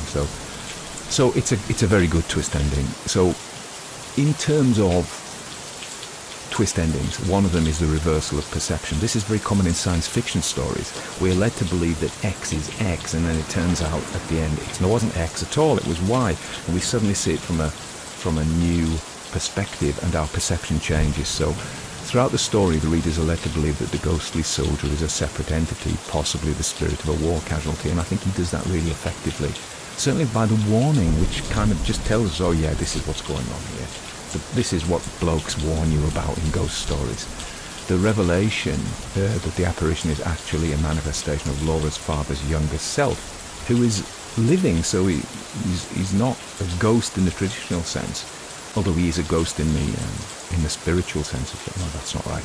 He's a ghost in some sense, at least, in that because he died when he killed his wife. His life died, and he's been living like a shell. But that's really interesting because, there are these theories of ghosts as shells, that they are just repetitive behaviours and they have no personality. So what the traditional idea is that the ghost is the spirit of the person who's died. But a kind of more modern, related to stone tape theory, one idea is that they're not actually, all they are is these repetitive mechanistic behaviours. I think that can unpack that tremendous amount and say that's a metaphor that arises from our understanding of ourselves as machines, or what is a Cartesian idea, really, isn't it? The animals are automata and we are automata, and all we are composed of is we are programmed machines, programmed by genetics. So if we have this idea that we are merely machines programmed and there is actually nothing else to us, then it makes sense to say that just part of that programming hangs on, and that is this idea of the ghost. So that is one idea of what ghosts are, if you read paranormal stuff. But what I would say is, twisting that, the father's life has been a ghost. He's been mechanistic. He hasn't really lived since he just went to work, retired.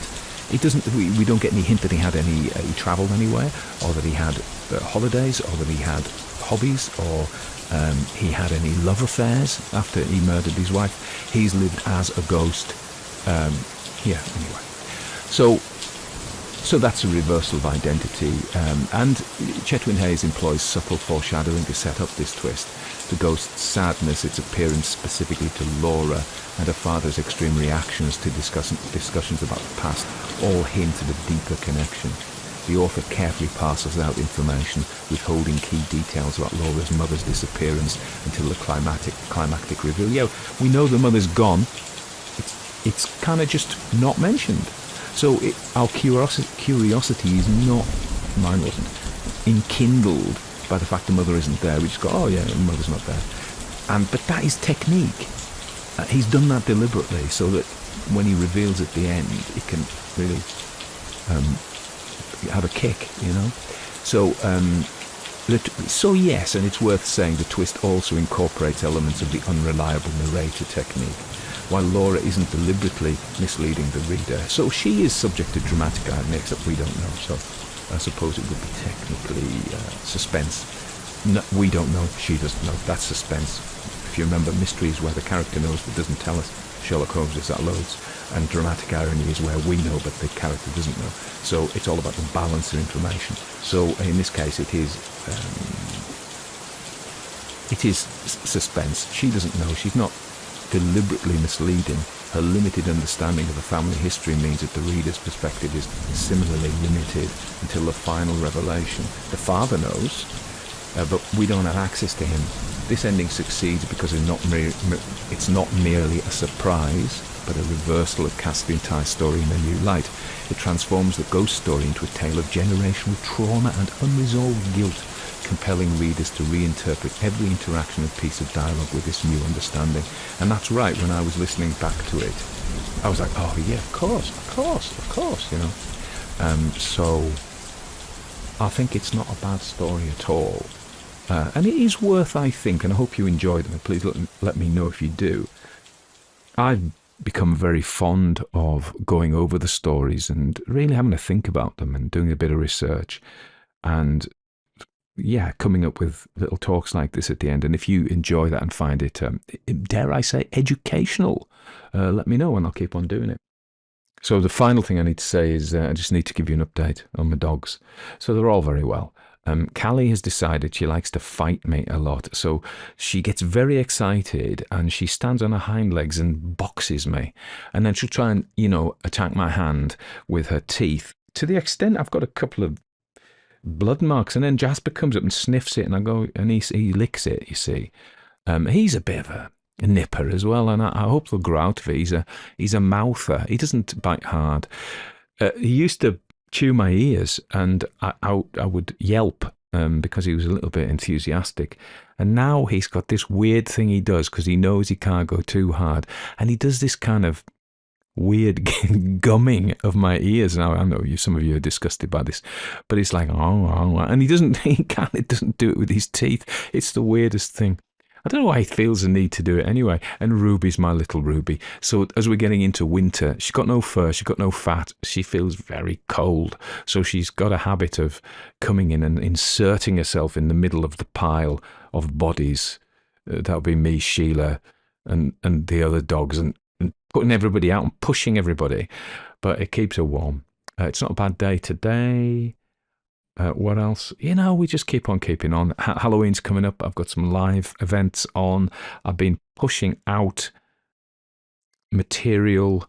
I am speaking to David, my YouTube coach, about how to kind of improve things. And I think you may notice there's a change with the nails. Hopefully for the better. The titles, I experimented with some clickbaity titles because that's what I was told I should do.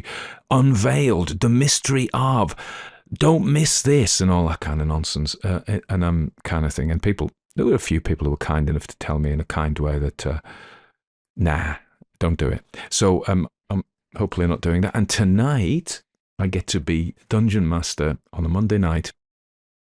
I'm going to say something I might regret.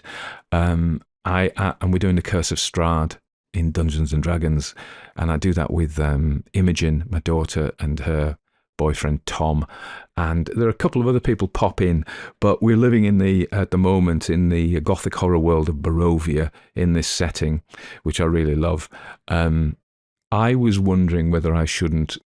I do it on Roll20, so we do it online.